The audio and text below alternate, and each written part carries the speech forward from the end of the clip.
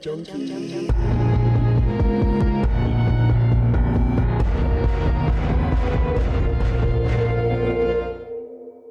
Hello and welcome to episode 10 of Celluloid Junkies. I'm Luke Kane and I am holed up with my co-host Damien Heath. Hello. And Cameron Crothers. Hey.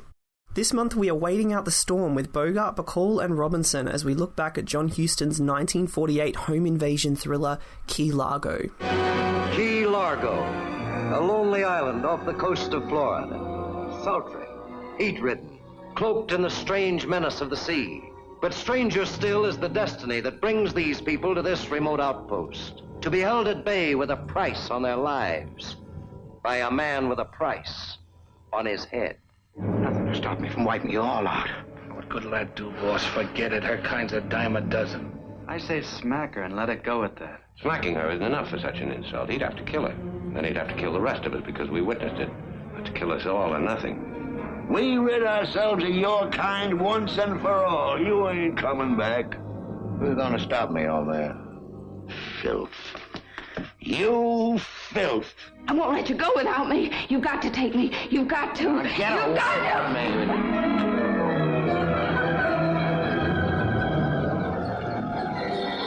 And wildcat. Smell blood, huh? Got your appetite up. You can make your hopes come true. But you gotta die for it. See where I'm aiming? Right at your belly. We have a great show lined up for you this month. We're going to, as always, take a historical and analytical look at the film's production history and release.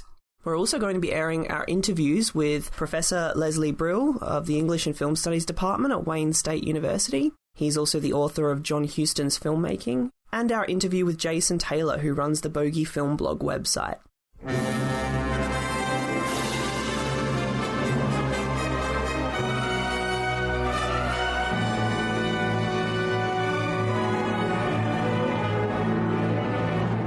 In 1939, Maxwell Anderson's new play Key Largo had its world premiere. In it, a war deserter visiting the family of a fallen comrade is taken hostage in a hotel by a gang of thugs and is given a chance to sacrificially redeem himself. It was a smash hit, lasting 105 performances. Producer Jerry Wald bought the rights to the play and convinced John Huston to direct it. As Huston worked with screenwriter Richard Brooks to adapt the play, he found himself growing frustrated. As a vocal objector to the witch hunt spearheaded by the House of Un-American Activities Committee, which was in full swing at the time, Huston felt that the play was a piece of propaganda written by a war sentimentalist, and he ran the material through a major overhaul. The character of Frank was no longer a deserter of the Loyalist Army, returning from the Spanish Civil War, but a decorated World War II veteran. The gangsters were changed from Mexican bandidos to American mobsters, and Anderson's message-heavy denouement was discarded in favour of a more optimistic Hollywood-style ending.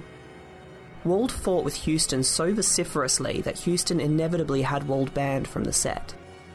This was the fourth collaboration between Huston and Bogart, the fifth between Bogart and Robinson, and the fourth collaboration between Bogart and his then-wife Bacall, who were 3 years into their marriage. Production kicked off in the Warner Studios lot in Los Angeles and lasted 78 days, with very little of the film being shot in Key Largo, and Bacall fondly recalls it being a very happy set. Released on the 16th of June 1948, the film was a hit with critics and a modest box office success. Claire Trevor won the Oscar for her performance as Gay Dawn, and the American Film Institute nominated the film for its top 10 gangster films list.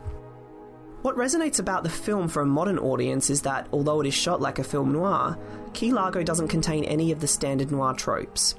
In the place of a hard-boiled private investigator is a disillusioned war veteran, whose trajectory is the inverse of the standard noir protagonist. In place of a femme fatale is a washed-up alcoholic former lounge singer on the brink of total emotional collapse. And instead of belabouring the what was it all for sentiment reflected in post-World War II noir films that emerged in the 40s and 50s, Key Largo reflects a wiser sentiment, one that would ultimately outlast the despairing nihilism of true noir.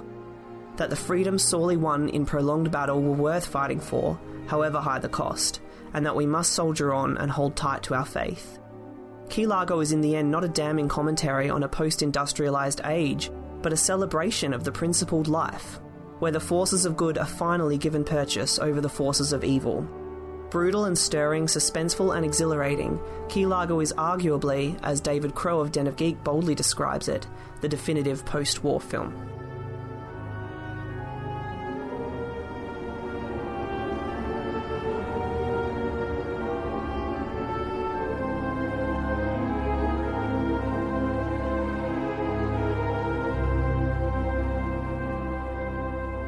I think watching it this time, realised really how good it was, and I think what stood out was the performance of Edward G. Robinson. I think he's the star in this movie, Claire Trevor as well, and it's not so much a Bogart and Bacall film.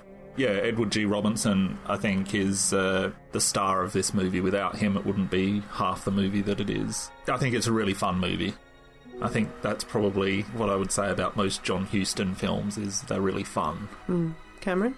Yeah, I don't think it's a noir. I don't know why it's considered a noir, other than the fact that it's in black and white. Like, every single trope in it is not noir. Visually, it's noirish, though. So much of what matters is in shadow rather than in light. Plus, I think the fact that it's a crime film. Yeah. I guess it was the height of noir in 1948, so I guess some things got categorised as noir, which weren't necessarily that way. It certainly variegates from traditional noir in certain ways, but it still feels like the basic construct is noir. Certainly visually it feels like a noir film to me. I don't know, like, I think if you compare, like, something like The Third Man to this, the differences both visually and in terms of story and all those tropes, are, like, it's so vast. I liked the film. I thought it was fantastic. I liked the setting. I thought was really, really interesting. You don't see a lot of tropical climates in American film. I know that sounds very strange, but you don't really see that. And I thought it was unbelievably well acted. I have a bit of contention in terms of whether or not Robinson's performance is the best, I guess. I think there's not a bad performance in the film. Yeah, and I was really surprised at how captivating the whole film was for the entirety of its runtime. It's really, really easy to watch. I love the simplicity of it as well, that there are this, two incongruous groups of people and they're together and the storm is boxing them into this room. It's really simple and it's really effective and tense. I know I was talking to you the other night, Luke, and you'd asked if I'd watched the film yet, and I was like, yeah, I have, and I love, like, Bogie's first line in the film, because it's the worst line, I think, in the entire film. Like, I mean, it's fine and whatever, but, like, he's just like, Key Largo. like, I'm like, okay, we get that it's in Key Largo, because you said it, the titles come up, and then you've shown another sign saying Key Largo after that. I'm like, we get that they're going to Key Largo. Yeah, and actually that recalls the whole thing about, at the end of Chinatown, it's like, forget it, it's Chinatown. Yeah. That is, and Chinatown's sort of a modern noir as well. Like, it's, the idea that there's this place that represents kind of the cynical interior life of the lead character, the disillusioned lead character, where in that place all of the horrors and cynicism and anger that person feels about the world kind of plays itself out. And John Huston starring in Chinatown. Yeah. John Huston's, I think, very interesting in that whole family. They were the first three-generation Oscar winners, and I think only Mia Farrow... the Coppolas and Mia Farrow, Woody Allen, that family. But John Huston started off as a writer, so he wrote a lot of movies in the 30s, and then he got his first directing job when High Sierra was a hit in 1941, and Jack Warner had said that you can direct a film as long as it's a hit, and so he chose The Maltese Falcon, and then after that he made In This Our Life with Bette Davis. So, and then he went to the war, and he made a bunch of war films, war propaganda films. There's a documentary series on Netflix called Five Came Back, and it details the journey of those directors, and it's John Huston, John Ford, George Stevens, Frank Capra, and William Wyler.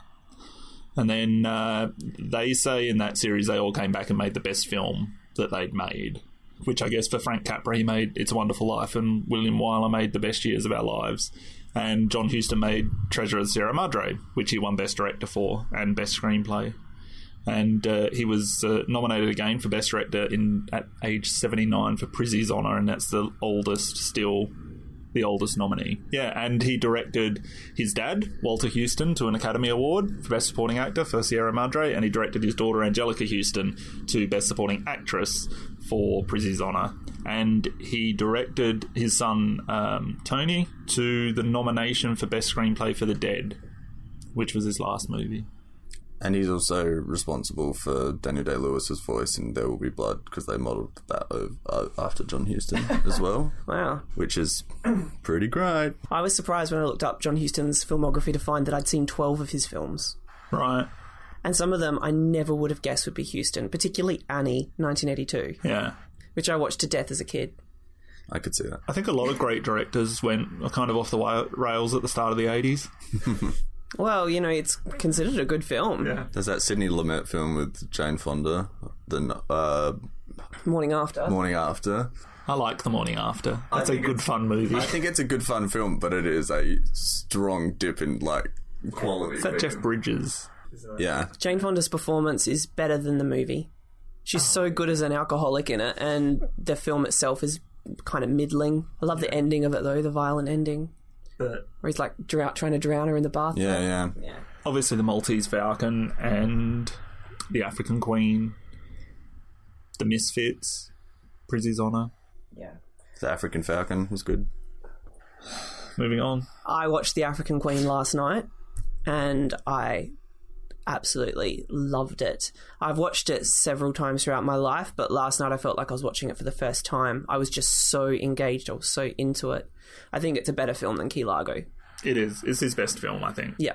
And my favourite Bogart was always Casablanca, until I think I revisited them both. A couple of years ago I made a top 20 list, and then it became The African Queen, which I think Bogart and Hepburn, best screen couple. Yeah. Just to reiterate for listeners who haven't maybe seen The African Queen, that is a biography based on Oprah, isn't it? Okay, Cameron, you're done. Get out. No. President Truman announced the official surrender. This is a solemn but glorious hour. I wish that Franklin D. Roosevelt had lived to see this day. General Eisenhower informs me that the forces of Germany have surrendered to the United Nations. The flags of freedom fly all over Europe. Let's just talk briefly about America post-war cinema after World War II. It kind of represents a very distinct change in the way that Hollywood was making films because the audience had changed. You know, World War II was miserable and kind of heralded in a new age of stifling conservatism. You know, it dragged on for years. People at home struggled with grief over their fallen sons. They withstood poverty during the recession. They were grappling with political paranoia, and there was this sort of collective rage that was building about how miserable daily life had become. And movie studios needed to find a way to engage this new audience, this sort of cynical, malcontent audience. Enter film noir. Film noir is defined as a film marked by a mood of pessimism, fatalism, and menace. And it was a term coined by French critic Nino Frank in 1946, and its French translation means dark film or black film. Stylistically, noir is a film in which what is seen in shadow becomes more important and emotionally resonant than what is seen in the light. John Huston is one of the first filmmakers who brought this style of filmmaking into vogue with films like The Maltese Falcon and Key Largo. Noir isn't a genre. It influences mood, style, tone, and the film's point of view. And the cliches of noir often centre around a plainclothes detective who becomes embroiled in a complicated criminal plot that often involves ruthless mobsters, an attractive but duplicitous femme fatale, and usually ends in total despair and disillusionment. And they're hard-boiled stories told with an emphatic lack of sentimentality. So going back to what you said, Cameron, about whether or not Key Largo actually qualifies as a film noir. So you can say, okay, stylistically, visually, it looks like a noir because it's black and white, it's got rich blacks, and often what's happening in the black or in the silhouette is more important than what you're seeing in the light. It's got a dark plot, a criminal plot, and there's a real sense of jeopardy, which all noir has. And you've got a cynical protagonist who has surrendered any kind of humanitarian notions and who's totally self-serving. But the ways that it differs from noir is that there's no femme fatale. So Claire Trevor plays someone who may have been a femme fatale about 15 years ago, but now she has none of that self-possessed charisma of a true noir lady. If anything... She does, in this movie, her character does indirectly bring about the downfall of Johnny Rocco by taking his gun. So she does play a kind of femme fatale role in that respect. Although femme fatales usually aid the criminal, not the hero. Yes. So, you know, she's kind of pathetic and pitiable. She's got nothing on, you know, like the kind of Marlene Dietrich, and even like Lauren Bacall in her previous films with Bogart. She's got none of that kind of mysterious cachet. She's just sort of a pathetic character, pitiable, hopeless drug addict kind of character. And the other thing that separates Key Largo from traditional noir is the ending, because Bogart doesn't have his cynical attitude about life confirmed in a cynical, tragic ending. Rather, he has an inverse trajectory. His faith is restored and he readopts his own high-minded, heroic value system by the end. So this is something that noir never did. Noir confirmed people's angry, rageful feelings about life. It didn't try to posit that, you know, maybe that was just in the heat of the moment. With a little bit of time and wisdom, we would understand that the values that we went to war fighting for were worth the fight. It kind of it sees beyond the anger of the moment and looks at what's going to come after that. I think also it differs because there's kind of a rejection of sexuality in this movie. So, you know, whereas so much of what happens in those classic noirs is sexual in nature, that's the catalyst for a lot of those actions, and it's not even really present. And in fact, Johnny expressly says to Gay that he's got no interest in her, even though she's throwing herself at him. So, although we can't help but think that the unknown things he's whispering into Bacall's ear are sexual. Yeah, and he does. Yeah. He does kind of get off on the fact that she slaps him and calls her a wildcat. Yeah, it's not a classic noir. It's not, you know, Double Indemnity or something like that. But it is definitely a gangster film, and also I think it's a romantic drama. I think it's a drama. Like, I think it's a solid drama. I think definitely if you were to classify it, and it's one of those genres that is not really recognised as a genre, but I think crime films are a genre. Yeah. And it's a crime film. And the sense of the fatalistic kind of sense that you were talking about is definitely obviously a trope of noir, so there is definitely that. Yeah. Yeah, so that's something I didn't really think about, to be honest. So there was, as I said before, there was It's a Wonderful Life and The Best Years of Our Lives. And The Best Years of Our Lives was released in 1946, was the highest grossing film since Gone with the Wind. And it won Best Picture over It's a Wonderful Life. So there was this kind of optimistic movie coming out that was about the war, you know. So Key Largo is just another one of those, and like you said, Den of Geek called it the definitive post-war film in an article that wrote last year, and they said few films at the time expressed with more clarity beyond the past and present and looked into the future of how America must soldier on after the war that was supposed to end wars.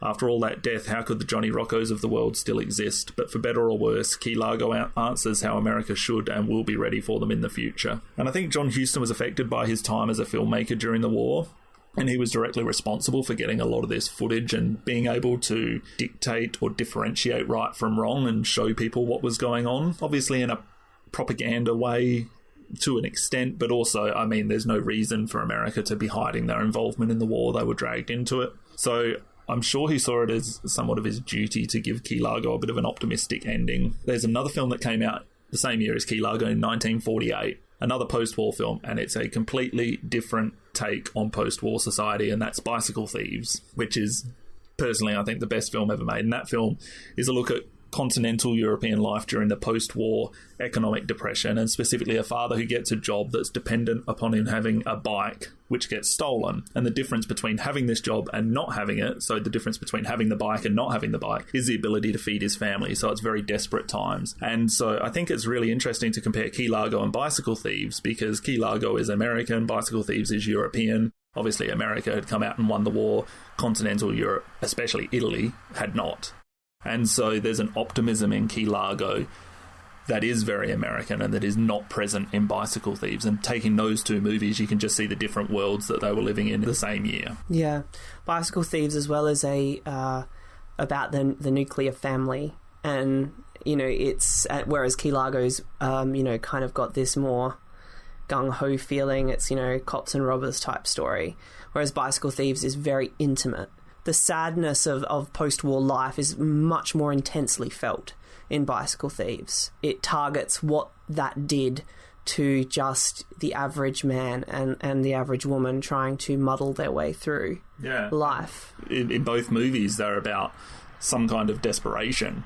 And there's a desperation in Key Largo to bring America back to, I guess we can say, make America great again. But that's what it is, to get through the particularly, I mean, the war was one thing, but the Great Depression was another thing where so many people, lived below the poverty line and couldn't afford to feed their families. And that's what happened after the war in Europe for so many of those countries, and was still happening in Italy. I agree with you, though. I think Bicycle Thieves is one of the most stunning films ever made. It's so resonant and so beautiful and unforgettable. It's up there with 400 Blows. One of those films that just tells such a modest story, but does it so effectively. Interesting that all three of those movies, so the French New Wave you've got there with the 400 Blows, and you've got Italian neorealism with Bicycle Thieves, and you've got American film noir, well, the crime genre with Key Largo. They're all very much genre-specific or movement-specific. I think French New Wave happened a few years later than the other two. The other two were kind of a direct result of post-war life, whereas French New Wave happened, I think in the early 60s? Early 60s, but what was 400 Blows, 59? So right around 59 or 60, right around that time. Yeah, but very exciting movements in cinema, and gave us some of the greatest films that exist. Yes. I just spent that whole time nodding. I think Bicycle Thieves is one of the best films about bicycle theft that I've seen. I haven't seen Bicycle Thieves. And 400 Blows is one of the best adult films I've ever seen. Yeah, that's enough of that. Give me a towel, will you? Yeah. Public enemy, he calls me. Me, who gave him his public, all wrapped up with a fancy bow on it. Leslie Brill is the Professor of English and Film Studies at Wayne State University, USA. He has published articles on film, literature and photography, along with 3 books on film: The Hitchcock Romance, Crowds, Power and Transformation in Cinema, and John Huston's Filmmaking.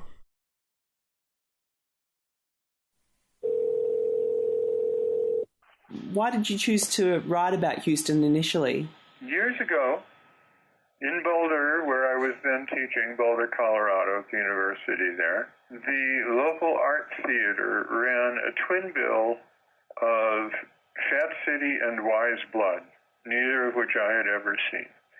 And I went to it and I was blown away. It was they are just two extraordinarily beautiful, interesting, and somewhat eccentric movies.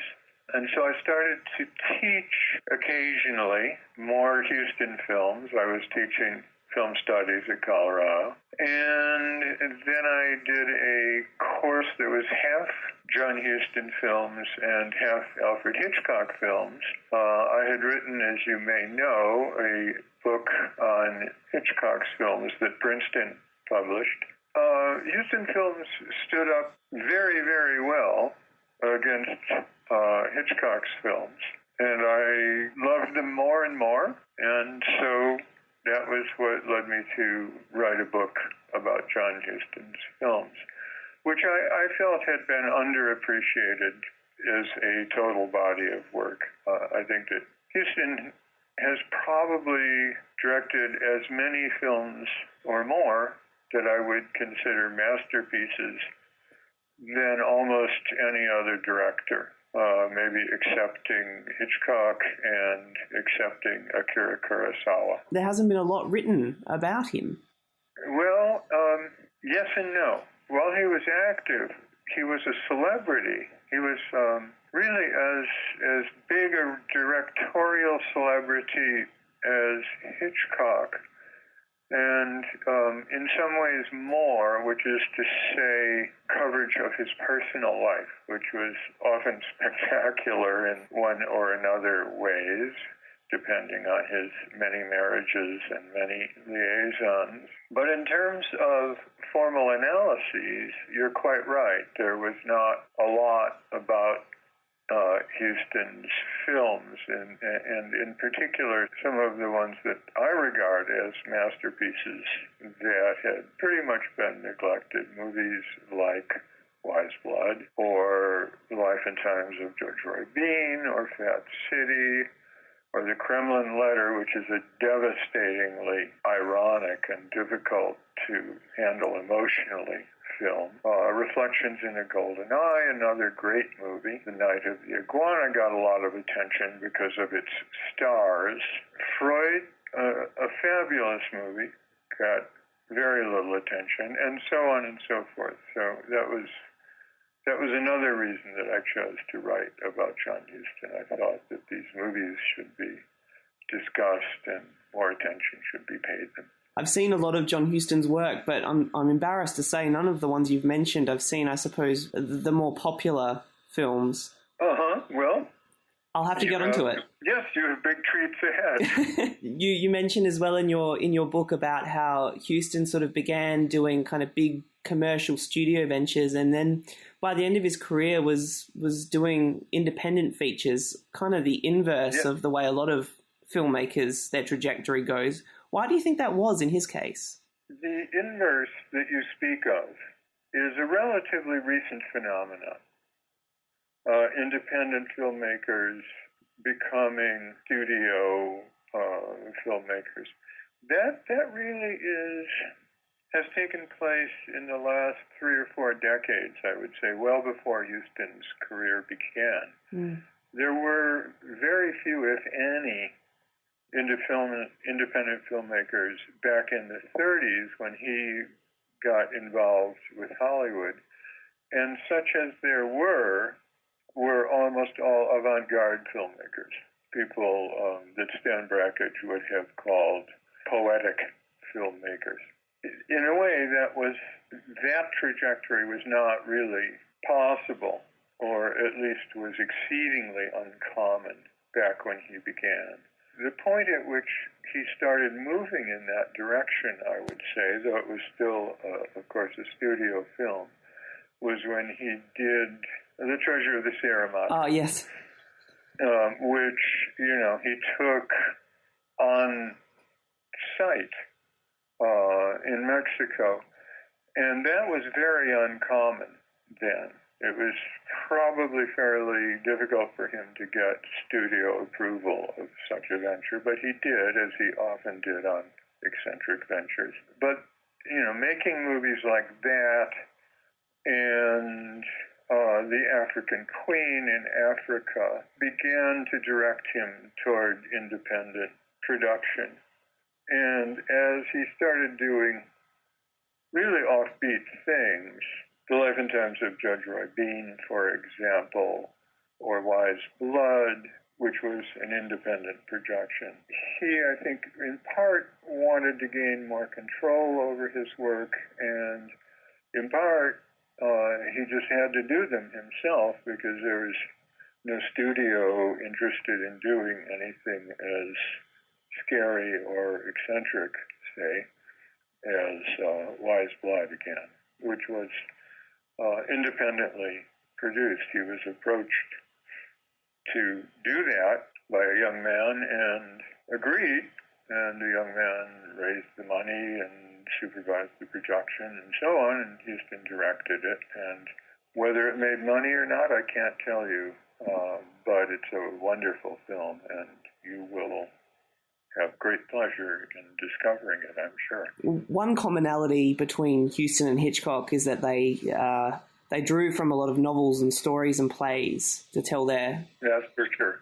Yeah, but you mentioned Huston was often a lot more, I don't know if this is the right word, but a lot more faithful. I mean, Hitchcock essentially just took the idea, the central idea, and then would do what he wanted with it. He would kind of turn it Hitchcockian, whereas Huston was a little bit more, I guess, conscious of the original material. I think that's true. I mean, it's certainly true vis-a-vis Hitchcock, and I think it's true vis-a-vis almost all other directors, with the possible exception of Stanley Kubrick, who was also very, very good at catching both the spirit and retaining the crucial details of the books that he worked from. I think one reason for this is that Huston was, for a director, an unusually talented writer. He began as a writer in the early 30s in Hollywood, working on sort of minor productions like The Murders in the Rue Morgue, which I think is 32 or 33. And he worked his way up to being a principal writer for major productions like High Sierra, which preceded his first directorial effort, The Maltese Falcon. But Huston actually began his career, his artistic career, as a painter, and he soon concluded that he couldn't make a living and support his first wife doing that, though he continued to paint all his life. And then as a writer, and he published a half dozen, I believe, short stories in the American Mercury, which was the equivalent back then of the New Yorker today, a popular journal with strong intellectual support, which published essays and the very top writers of the time.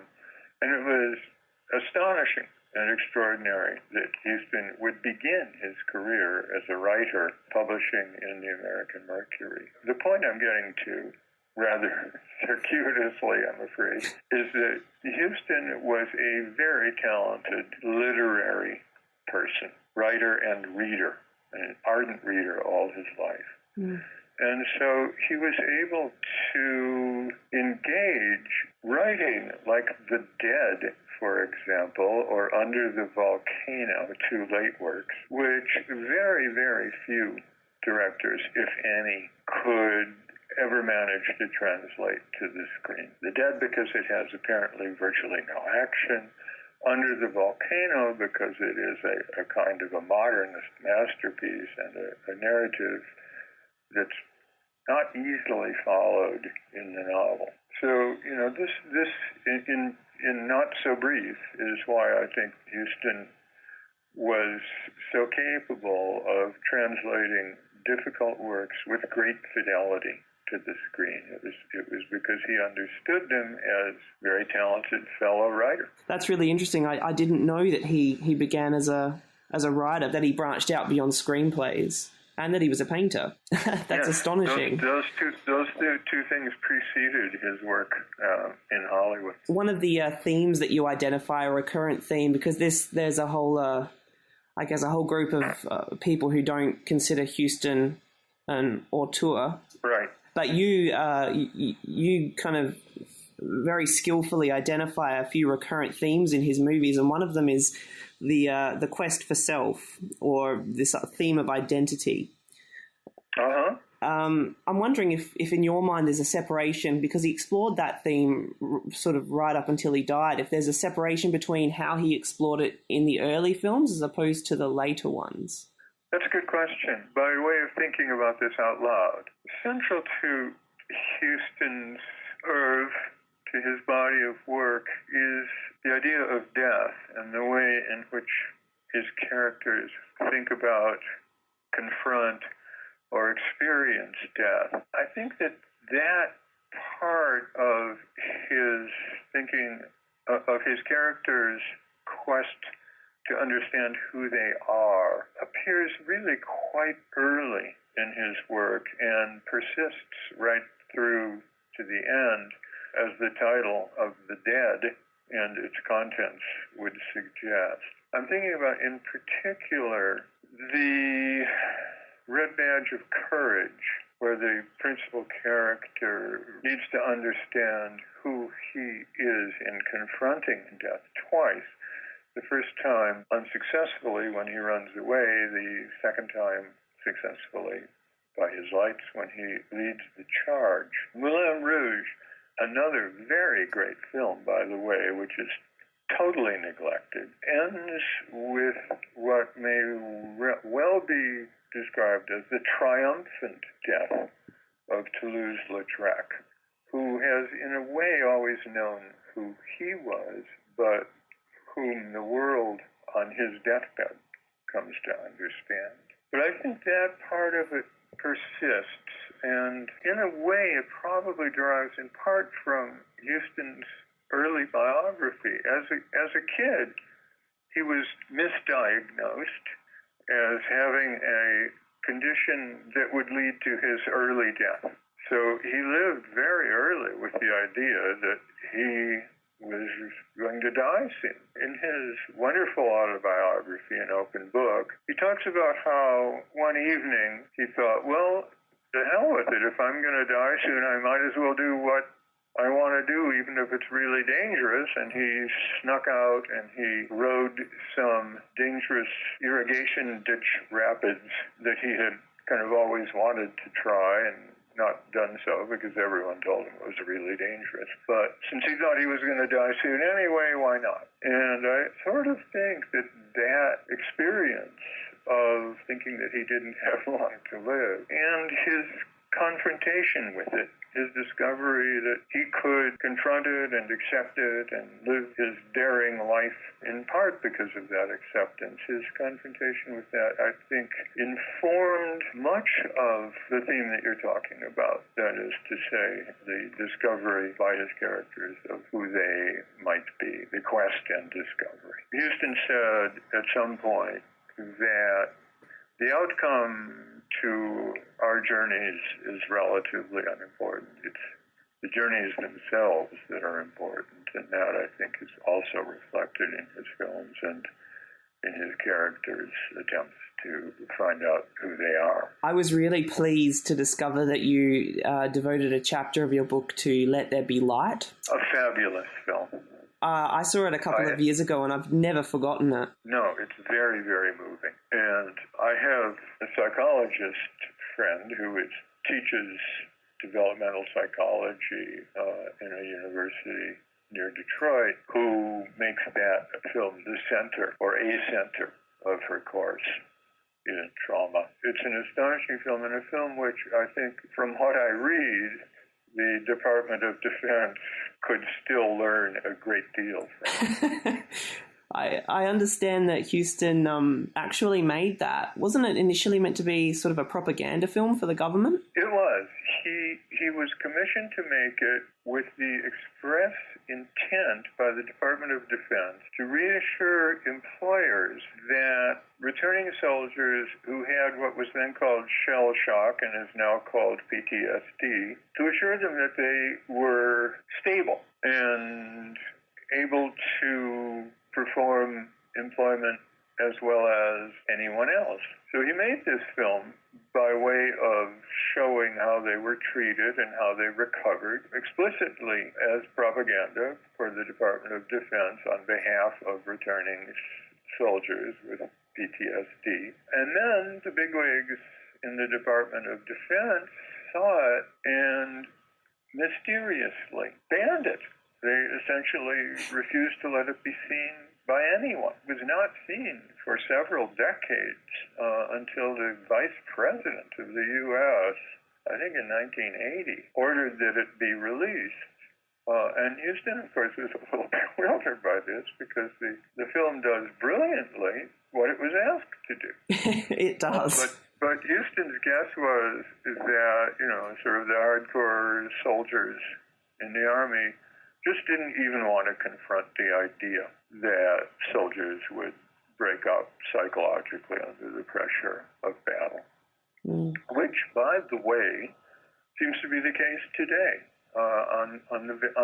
Yesterday, in newspapers and on our public radio here, there was the release of a study that some 57,000 Army veterans or armed service veterans had been dismissed for misconduct in many, many cases, perhaps the majority of cases of those 57,000. The misconduct could probably have been plausibly assigned to their suffering of post-traumatic stress syndrome, PTSD. So here we are, 44, I think was the date of Let There Be Light, 45 maybe. Some 70 plus years later, and the Army is still unable to come to terms with this problem. It's laughable in a certain way, and in another more obvious way, deeply disquieting that they are it's a great piece of film. And I think to, I suppose, a younger generation who've never really experienced a world war, to see the kinds of effects that it had on those men is just staggering. And I think it's made more disturbing by the fact that it's got that really antiquated, plucky narrative running through it. And then at the end of the film, it's sort of like, you know, it kind of zips them all out like, and now they're all okay and ready to go back. But you get this sort of profound sense that it's being a little dressed up. Yes, you're quite right. And in fact, there is an explicit voiceover warning at the beginning of the film that these cures only dealt with the immediate effects of battle trauma, and that underlying psychological difficulties remain to be dealt with. That's not emphasized, but it is explicitly there early on. Another film related to that one in a certain way is the second of the three films he made for the Department of Defense, the Battle of San Pietro, usually just known as San Pietro. That, too, is a brilliant film, and it is very, very clear about the folly of war. And, in fact, probably the closest analog to it in film is Kubrick's great Paths of Glory, which undertakes, the center of which, as at the center of San Pietro, is the idea of a really misguided and doomed frontal attack on a well-placed enemy. So Huston made the Battle of San Pietro, and it was promptly banned by the Department of Defense. He made it, of course, at their request. That's crazy. It went, however, finally up to the chief of the army, who I think was Douglas MacArthur. I might be wrong there, but it went to the very top man, who looked at it and unbanned it, saying that soldiers really needed to know what they were going to face. So that one managed to get shown, unlike Let There Be Light. And it too is a very moving. It's ludicrous that the government thought that they could hide the fact that war is hell from everybody. Right. War is actually kind of fun and a good sort of prep school for life, right? I wanted to ask you just, if I could, about Key Largo, what you think of it and where you think it stands in sort of the Huston canon. Well, Huston himself, in the autobiography, doesn't have a lot to say about Key Largo. What he mainly says is he enjoyed working with the cast. And the cast, in fact, did very well in terms of Oscar nominations, and Claire Trevor, right? Yep. Yeah, she actually won the Oscar that year for Best Supporting Actress. He is cited on the DVD, which I watched recently, as having said that he hated the Maxwell Anderson screenplay. And he was under contract at the time, so he pretty much had to take what he was assigned. He hated the Maxwell Anderson screenplay, which he made major changes to, and he forbade the producer from being on the set. As to my own reaction, I find the performances very impressive. Huston was a great director of actors, in part because he grew up with them, and he watched for several weeks his father rehearsing a Eugene O'Neill play in New York, and I think that was a major education for him in terms of directing actors. He was, of course, himself an actor, though I don't think he took his acting very seriously.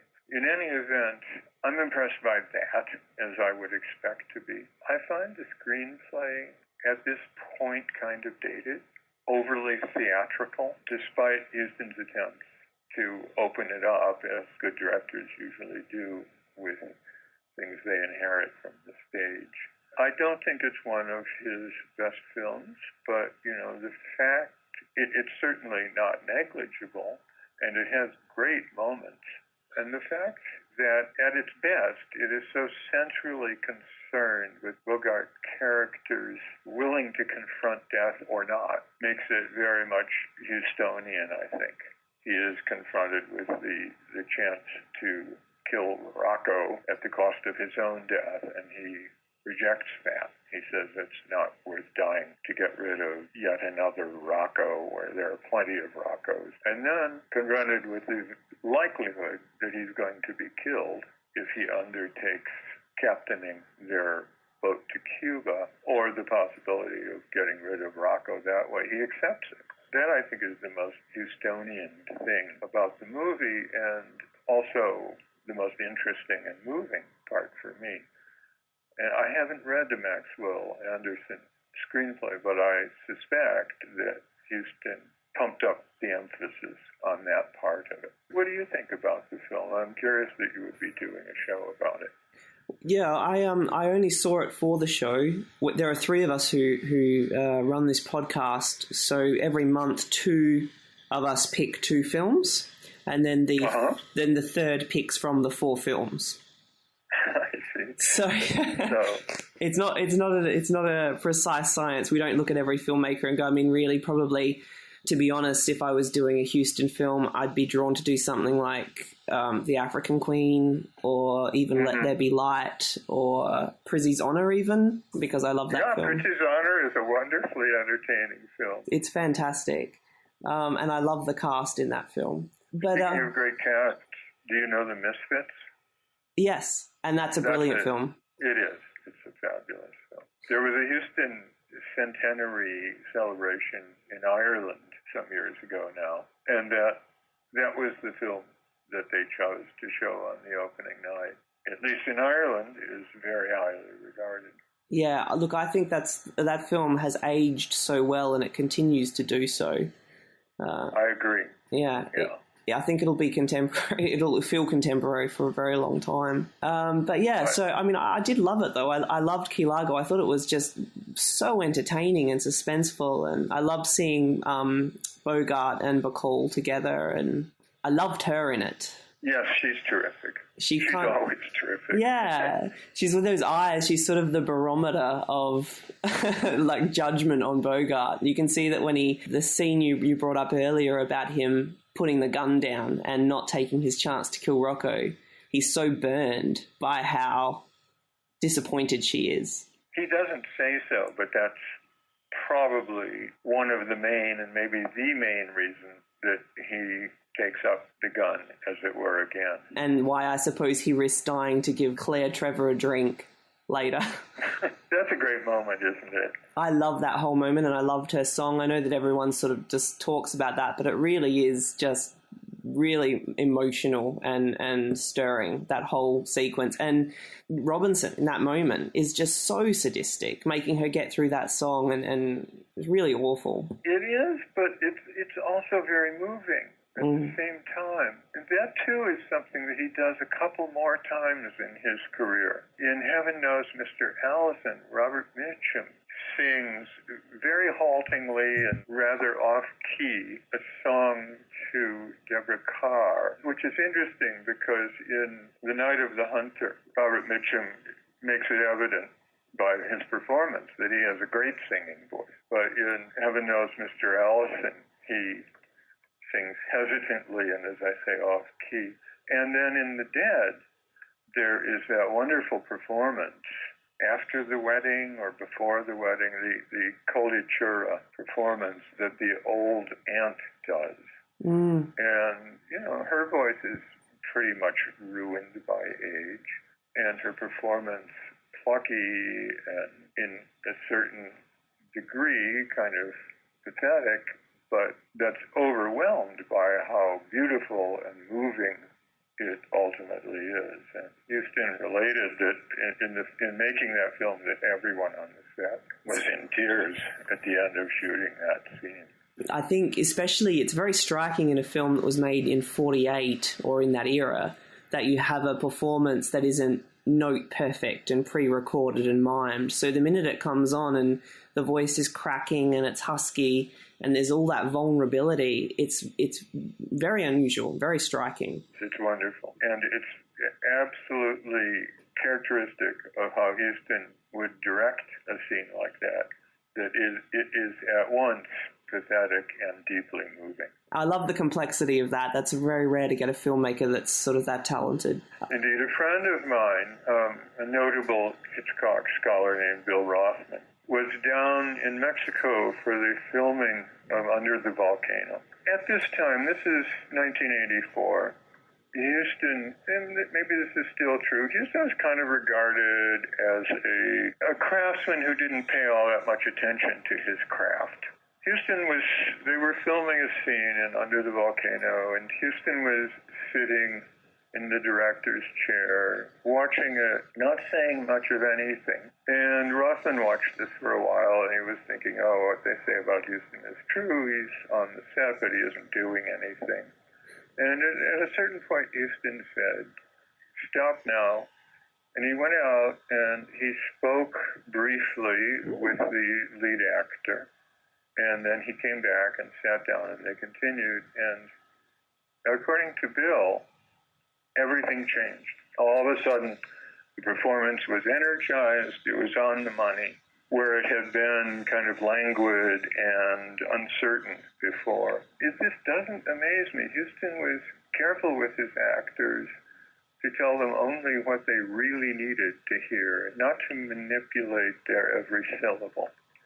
And there's a good example of that in both his discussion of the African Queen and Katharine Hepburn, who wrote a book about the filming of the African Queen. And both Houston and Hepburn, in different ways, indicate that she was struggling with the part, not being quite clear how she should handle it, until one evening after shooting, Houston approached her and very briefly said to her that she should think of herself as if she were Eleanor Roosevelt. And, as sort of a complex mix of dignity and insecurity and desire to do right. Though he didn't spell that out, saying Eleanor Roosevelt was apparently enough. And after that, her performance was perfect. It certainly was. She's very memorable in that film. Indeed, she's fabulous.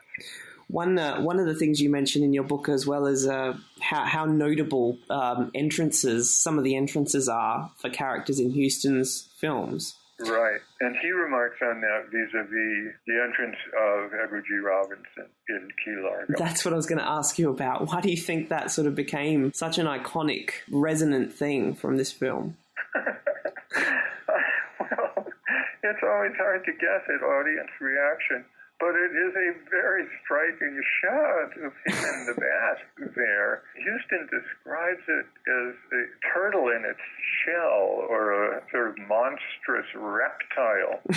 I think that somehow the combination of his vulnerability, I mean, he's after all nude and in the bath, and his presence and confidence as a sort of big boss man of the criminal world, maybe symbolized by that cigar that he is still smoking even in the bath. And, that again, those two things, that complex sense of meanings simultaneously might be one of the reasons that so enthralled audiences and became maybe the best known part of the whole film. It's definitely very unexpected, kind of ballsy thing to do, because you've got this formidable character, and yet the very first time we see him, he's, as you say, exposed in this bathtub. He still has that kind of dominant air about him. But you're right, that conflict is really interesting. What did you think of Huston as an actor? You've mentioned that he didn't particularly think much of his acting work, but I remember always being so struck by him in Chinatown. That's his great work. Yeah, he's terrific in Chinatown. In little appearances in other films, he's often pretty good. I'm trying to think of a particularly good example of that. It's well worth noting, of course, that Huston is the lead in Orson Welles' unfinished last picture, The Other Side of the Wind. I didn't know that. And yes, he is the lead part in that film, which at the moment it looks like is going to be completed. I'm trying to remember who's working on it. A well-known director.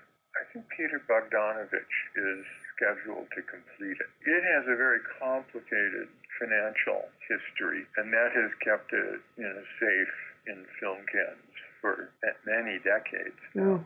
But I believe that I have recently read that part of it has been cleared up, and that Bogdanovich has the funds and the legal authority now to try to complete it. We'll see, of course, but that would be really important. And that does suggest that if Huston didn't take his own acting work very seriously, Orson Welles did. He has some very nice little appearances in movies like The Life and Times of Judge Roy Bean. My feeling about his acting, and there's a lot I haven't seen, he is on IMDb is like 75 or something acting credits. My impression is that he never screws up and that he rarely does anything all that notable, in part because his parts are usually very small. In Chinatown, his part is the major supporting actor part in the movie, and like you, I thought he was very, very good. Scary, horrible. So memorably awful. Yeah. Things seem to come quite easily to him. Is that a misconception of mine, though? My God, I think that's true. He really seemed to be bigger than life. An interesting and comic example of that was in his making of the Bible in the beginning. Another quite good film that gets no attention, no one seems to remember anymore. He had a wonderful way of working with animals. And there are two things about that film, speaking of things coming easily to him, that stand out. One is that he formed a friendship with a hippopotamus, and he would ask the hippopotamus to open its enormous mouth, and then he would put his head in between its jaws. But indicating his trust in his pal, the hippo. The other thing is that at some point, he played Noah very nicely, another small part. He played the part of Noah in the part of the film that has to do with the flood and Noah's Ark and the animals. And the professional animal trainers just really didn't think they could pull off the scene where he has to lead a line of elephants and lions and tigers and hippos and giraffes and, for all I know, wolverines. I don't think wolverines, actually, but, maybe coyotes. He has to lead them into the Ark. And professionals more or less seem to agree, as I understand it, that it was not going to be possible to film this. But Huston, in fact, did it. Huston did it himself. He trained those animals and he led them into the Ark. And one of the things he says that always amused him when he would watch the movie with audiences is that no one in the audience seemed to think there was anything extraordinary about this. Of course, Noah leads the animals onto the Ark. There it is. There he does it. He seemed to have the talents and the energy of several human beings. And that energy sometimes went off in directions that were not entirely to his advantage. He was an inveterate gambler, for example, and he wasn't an alcoholic, but he drank an awful lot, probably to the detriment of his health, though he managed to live into his 80s. If what he was able to do wasn't attested to by lots of witnesses, I simply wouldn't have believed it. That scene you mentioned from the Bible, they'd just do it with CGI now. I don't even think they'd try to get something like that to happen. Yeah, it would be CGI for sure. It was, it was probably, among other things, it was probably dangerous. Yeah, absolutely. What if a tiger took exception to a lion and they went at it, or decided that Huston looked like a tasty morsel, But there it was, Noah leading all these animals onto the Ark, and Huston having trained the animals and performing with them.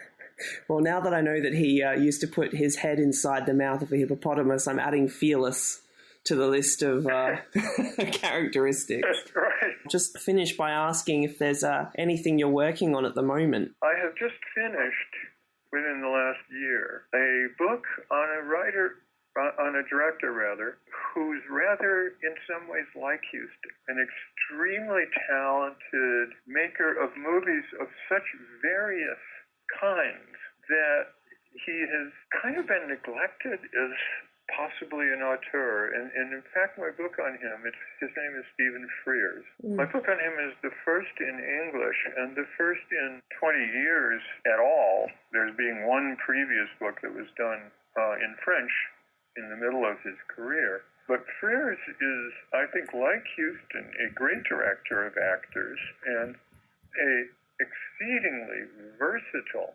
maker of films. I was at dinner once a few years ago with a colleague from MIT, a young woman who was teaching film there. And she said, "What are you up to?" And I said, "Well, I'm working on Stephen Frears." And she said, "Well, I vaguely remember the name, but I don't think I've seen any of his movies." And I said, "Well, how about My Beautiful Laundrette?" "Yes, I've seen that." "How about Sammy and Rosie Get Laid?" "Yes, I've seen that." "How about Dangerous Liaisons?" "Yes." And so on, up through High Fidelity and The Queen and Philomena, which was after her time, or after the time I had dinner with her. He is this director who has made movies, as various as, High Fidelity and Dirty Pretty Things and Tamara Drew. Many of the movies are hits. Dangerous Liaisons was an enormous hit, and they don't remember the name of the director. And it's because, unlike Hitchcock, who had such a distinctive touch with his films, though I argue that it's more wide-ranging than most people realize, including academic commentators, or in distinction with Huston, who was such a celebrity because of his off-screen, out-of-the-set life with various stars and starlets and drunken fights with people like Errol Flynn and so on. Unlike those guys, Frears just quietly, with great talent and energy, goes about his business. So, I wrote a book about Frears. And so far, near as I can tell, the difference between writing a book about Frears and flushing one down the toilet is flushing one down the toilet makes more noise. Well, I'm very excited. I've always loved Stephen Frears. I can quote entire bits of dialogue from Dangerous Liaisons. I love that bit of dialogue where Glenn Close talks about sticking a fork into her hand under the table. Right. I think he's brilliant, and I just recently rewatched The Queen. I tried to keep actually up with him for a while. He made a film, I think, called Sherry or Cherry with Michelle Pfeiffer? Reteamed? Sherry, yeah. No, he's wonderful. Yeah, I'm so excited to hear it. I'm definitely going to be picking up a copy. Oh, good. Well, you might want to wait until August. The reason is that the paperback is going to be released in August, and the hardcover is preposterously priced. Oh, right. It's like $125 or something. It's just ridiculous. It's to try to rip off libraries, basically. And they don't seem to be cooperating. I would love to hear your insights into Frears' career. And I'm delighted to hear that you keep track of him. And there is a chapter on Cherie in the film, or in the book, rather, and a chapter on Dangerous Liaisons also. And you should definitely watch Philomena. Oh, I've seen Philomena, and I absolutely love it. I do, too. I wrote the chapter on Philomena in tears. Yeah, I can't say that was true of anything else I've ever written. I love that bit where Judi Dench says, "That's not easy, that was hard for me." When he's just fobbing it off at the end, when she forgives. Indeed, yes. That's the moment that I remember. It's like a galvanizing moment from that film. Yeah. It is, yeah. But then I also love, I'm waiting for a moment where I get to say to someone, "Why are you talking like that?" And then they say, "I'm so angry." And then I say, "Must be exhausting." Absolutely. Yeah. It's been such a pleasure. Thank you again so much for lending your time. I know it's been a really hectic sort of few weeks for you, so I can't thank you enough. Well, it's been my pleasure. I thank you in return.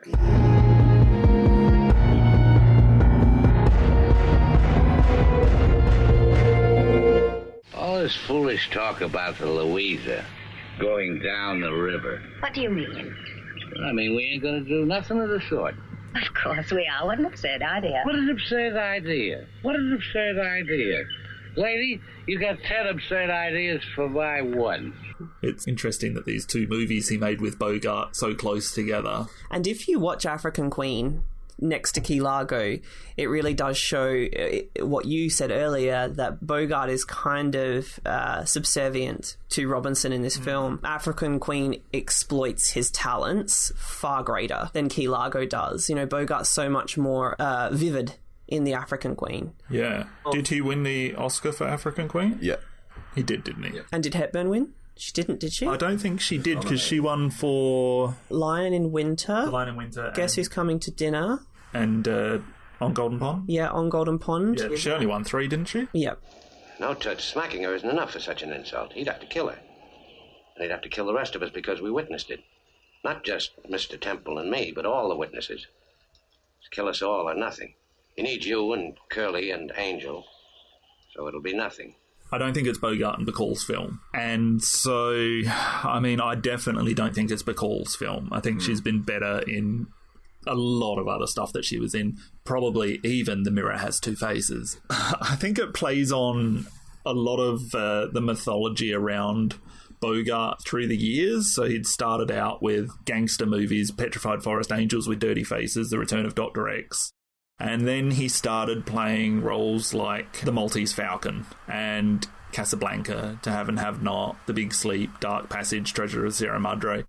So compared to most of those films, he's kind of unambiguous in Key Largo. I think he's a much better, more righteous person right off the bat, even though he straddled the line between a gangster and someone trying to do the right thing in all of those other movies. A lot of those other movies ended with Bogart, especially in the 40s, giving up love or lust for the greater good. And Key Largo kind of reverses that. In the end, he gets what you assume is going to be some kind of romance. So I think they did a really good job setting up at the start the loss of George, and I think that's really important that Frank goes there. He has that meeting with them in the office, and he tells the history of George and that he was, you know, one of the greatest people that he'd fought alongside. I think that sets up Frank as a good guy. He's willing to volunteer this information. He's giving something to a family that needs something. She needs to know about her husband. He needs to know about his son. Not only that, but Bacall, from letters that she received from George, knows that Frank has reversed the roles. Yeah. That Frank was actually the hero who saved George. So he starts out in glowing terms in Bacall's eyes. Not only is he someone who was heroic in war, but also extremely modest and letting James Temple believe that his son was the real hero. Yeah. Which is, I think, why when he ultimately disappoints her, when he puts the gun down and doesn't take that chance, it's sort of a crushing disappointment to her. I think in the end, she is this moral compass and so is the father, who allow Frank to remember that the reasons that they went to war are more important than the life of one person being lost, whether that's him or whether that's George, and that must be difficult to say about your own husband or your own son. So I think that they are this moral compass that kind of help get him to that point. Yeah. Even though I don't think I don't buy the whole, Frank is not going to help them, that he's not going to stick his neck out. That's the other thing. I mean, I don't buy the self-centered element of him. I think he's just a serial pragmatist. Like, I think he's checking out each situation and thinking, well, if this escalates into violence, these people are going to be put in harm's way even further. Like, every decision that he made, I didn't go, oh my God, you're being a pussy. You know, like, I was like, smart move. She obviously brings it to the forefront in terms of, like, I will need to act in a more, robust fashion soon. But, like, I don't buy the fact that he's being unwilling to stick his neck out. I mean, I think a lot of the time he's just trying to... Yeah, I agree. He approaches a lot of these things, especially the gun scene, from a cerebral standpoint. Yeah. He's saying, if I do this... someone who shouldn't die is going to die, and ultimately they do anyway. And what would he have done then? Like he would have shot Edward G. Robinson, but then he would have had another shot off, and then there's 3 other people with guns. That's right, and that's what he's thinking. Yeah, exactly. That's why he says one Johnny Rocco more or less isn't worth dying for. Yeah. I think Bacall's a bitch to him to get so angry. A lot of it is strategizing and making the best decision he can at the time. Something in Frank has been changed by war, because when she says at the beginning, I guess sometimes dying isn't very important, Frank gives her this look like, like I used to think that, but I'm a bit wiser now. When we were talking to Jason, and he was like, I always watch that film and I'm always curious about whether or not it's Bogart playing the game with the end in sight, or whether or not he really is conflicted internally. There is an ambiguity there to him in that respect. It's difficult to see past the mythology of Humphrey Bogart, who for years, for 3 or 4 years, had been the leading good guy in Hollywood.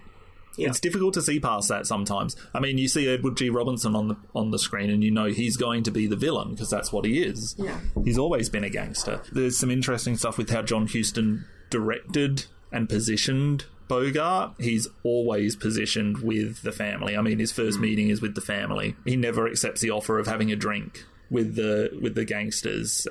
He's only ever alone with the family.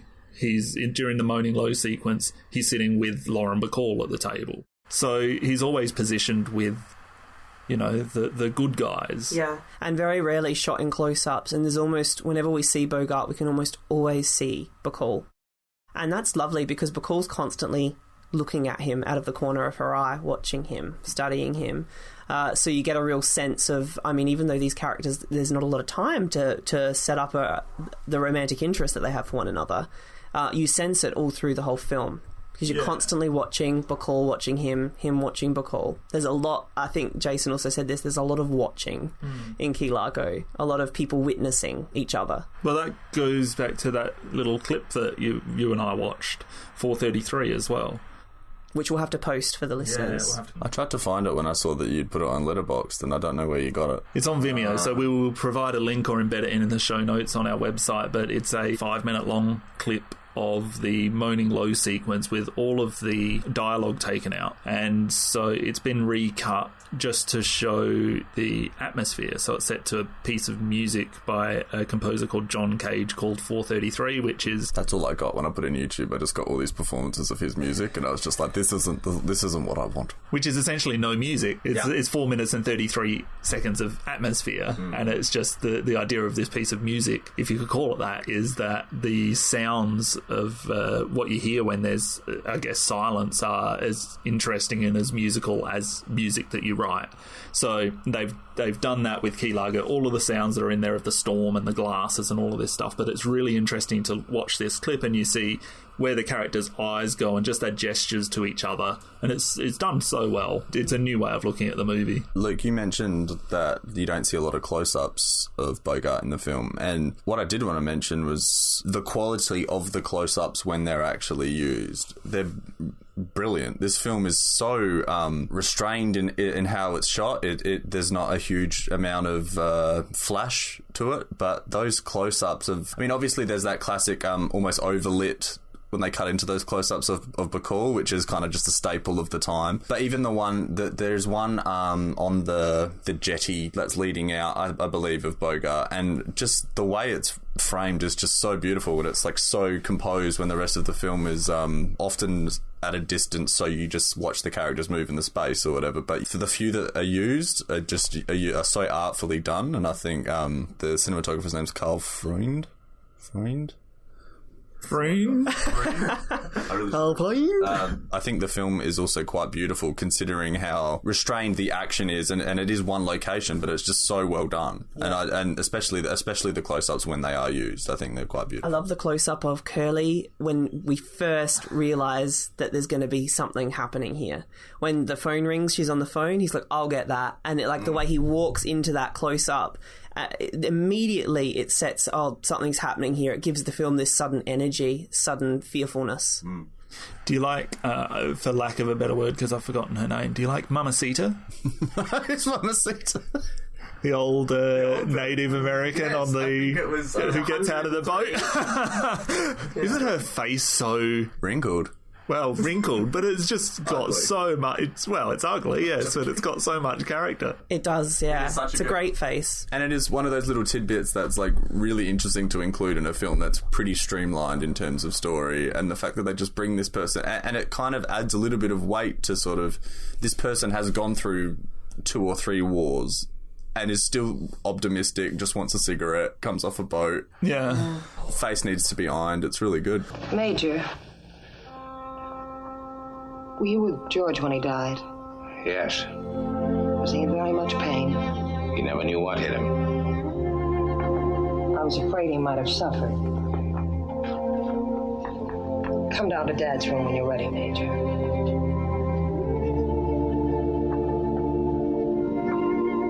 One thing that I love about how Frank and Nora come together is that they know each other without ever having met.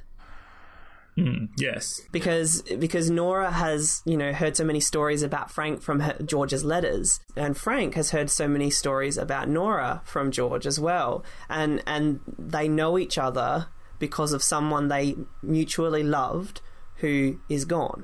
It's so poignant that they come together in those terms, and, it's probably happened a million times over in World War II. Where men would visit the families of men they loved at war who died to offer their families some peace or to honour a promise that was made. And I love that Huston managed to kind of weave that into the story in such a beautiful way. It's a really interesting way not to have a lot of useless sort of exposition in terms of it just cuts out all of the courting scenes. It cuts out any the majority of anything. Well, the code was still well and truly in effect at this point, wasn't it? Yeah. So yeah, I guess it eliminates that issue as well. Yeah. I think really this is. I mean, John Huston is obviously affected by the war. This is a big statement. A lot of this movie is a big statement about the war.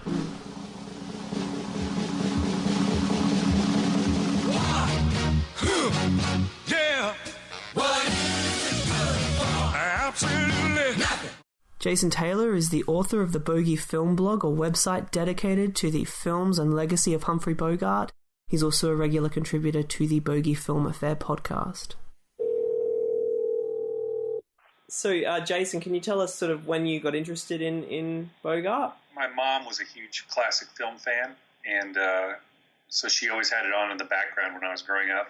But I probably didn't take an interest till late high school, early college, when I walked in, she was watching Casablanca, and I sat down and watched it with her and then started asking more questions, and then was always a big Bogart fan. It was probably 4 or 5 years ago. I had some free time and a little extra cash, and I thought, I'm going to see if I can track down all his films. The first thing I found was it was kind of tricky to find much info besides IMDb, which doesn't go into a lot of detail, especially on some of the minor films. And I just really wanted to find a website where they kind of talked about each one, and that's where I kind of made a mission for the next couple of years to see as many as were possible to see and just write something on them and talk to people around the world about them and just see what more info I could get on him and his life. So that's kind of the gist of where the website and all that started. Before that, I would just try to fill in a lot of my classic film holes that I'd missed over the years through Netflix and Amazon and all that stuff. It's interesting. We're really big fans. I don't know, we've just released an episode on Whatever Happened to Baby Jane, and we're really big fans of Bette Davis and Joan Crawford, and so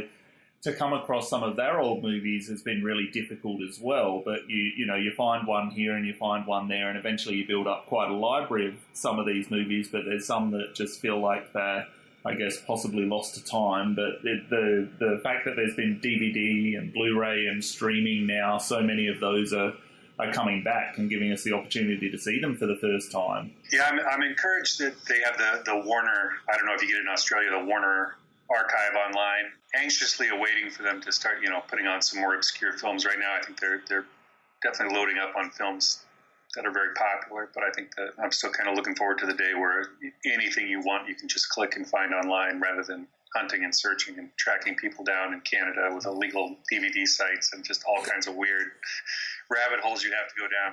There's supposedly one Bogart film that's in a museum on the East Coast somewhere in the States that I haven't been able to see yet, but fingers crossed someday. One of his 20-minute long early films, so we'll see. Have you guys seen 3 on a Match? No. That's a good early Bette Davis. Oh, really? It's a good one. It is available on DVD. I'm pretty sure you can get it on here in the States on DVD, but it was kind of pricey the first time I had to see it. Now I think they've lowered the price a little bit. But there's always been about 10% of the movies that are available in the US, or 10% of the DVDs available in the US are available in Australia. So it's probably the same. Oh, really? Yeah, it's a very low percentage. I mean, it's easy enough to import them, but it is an extra hurdle that we go through to try to get some of these movies. Deadline USA, one of Bogart's films, you could only get the French version until last year, which was a kind of a major pain. I don't understand how all that works, but then I go to Canada a lot for my job, and I turn on their Netflix, and they have way better Netflix than we have too. It drives me nuts, but it is what it is. It makes it fun. Netflix only started here about a year and a half ago, I think, so we're pretty new to that. But Key Largo is actually one of those movies. I think there's an American and a British and a Spanish version of the Blu-ray, and I think that's about it. So where does Key Largo sit for you, Jason, in terms of, I suppose, the films Bogart made with Huston, but also the films he made with Bacall? It's probably not in my top 5. I enjoy it a lot. I enjoy everything he did with Huston. And part of the fun for me, especially when he worked with John Huston, was, the stories behind the scenes, what went into making the film. And he only made, really 5 films with Bacall. So, out of all of them, I think this is one where you can really see their chemistry on screen more than I would say most other films, except maybe To Have and Have Not. I don't know where. It's probably in my top 10 Bogart films of all time. I don't know if it'd make the top 5. But it's endlessly rewatchable for me. I watched it Friday to get ready for this, and then last night I was just sitting around. I thought, I'm going to watch it again. I don't know how I've seen it a couple dozen times probably over the last 30 years, but it's fun. Yeah, I'm super articulate right now. I find it very interesting historically in his career, especially since a lot of his earliest films were playing second fiddle to Edward G. Robinson, and at the end of almost every one of those, Robinson gets to shoot him. This is the first time their roles are truly reversed.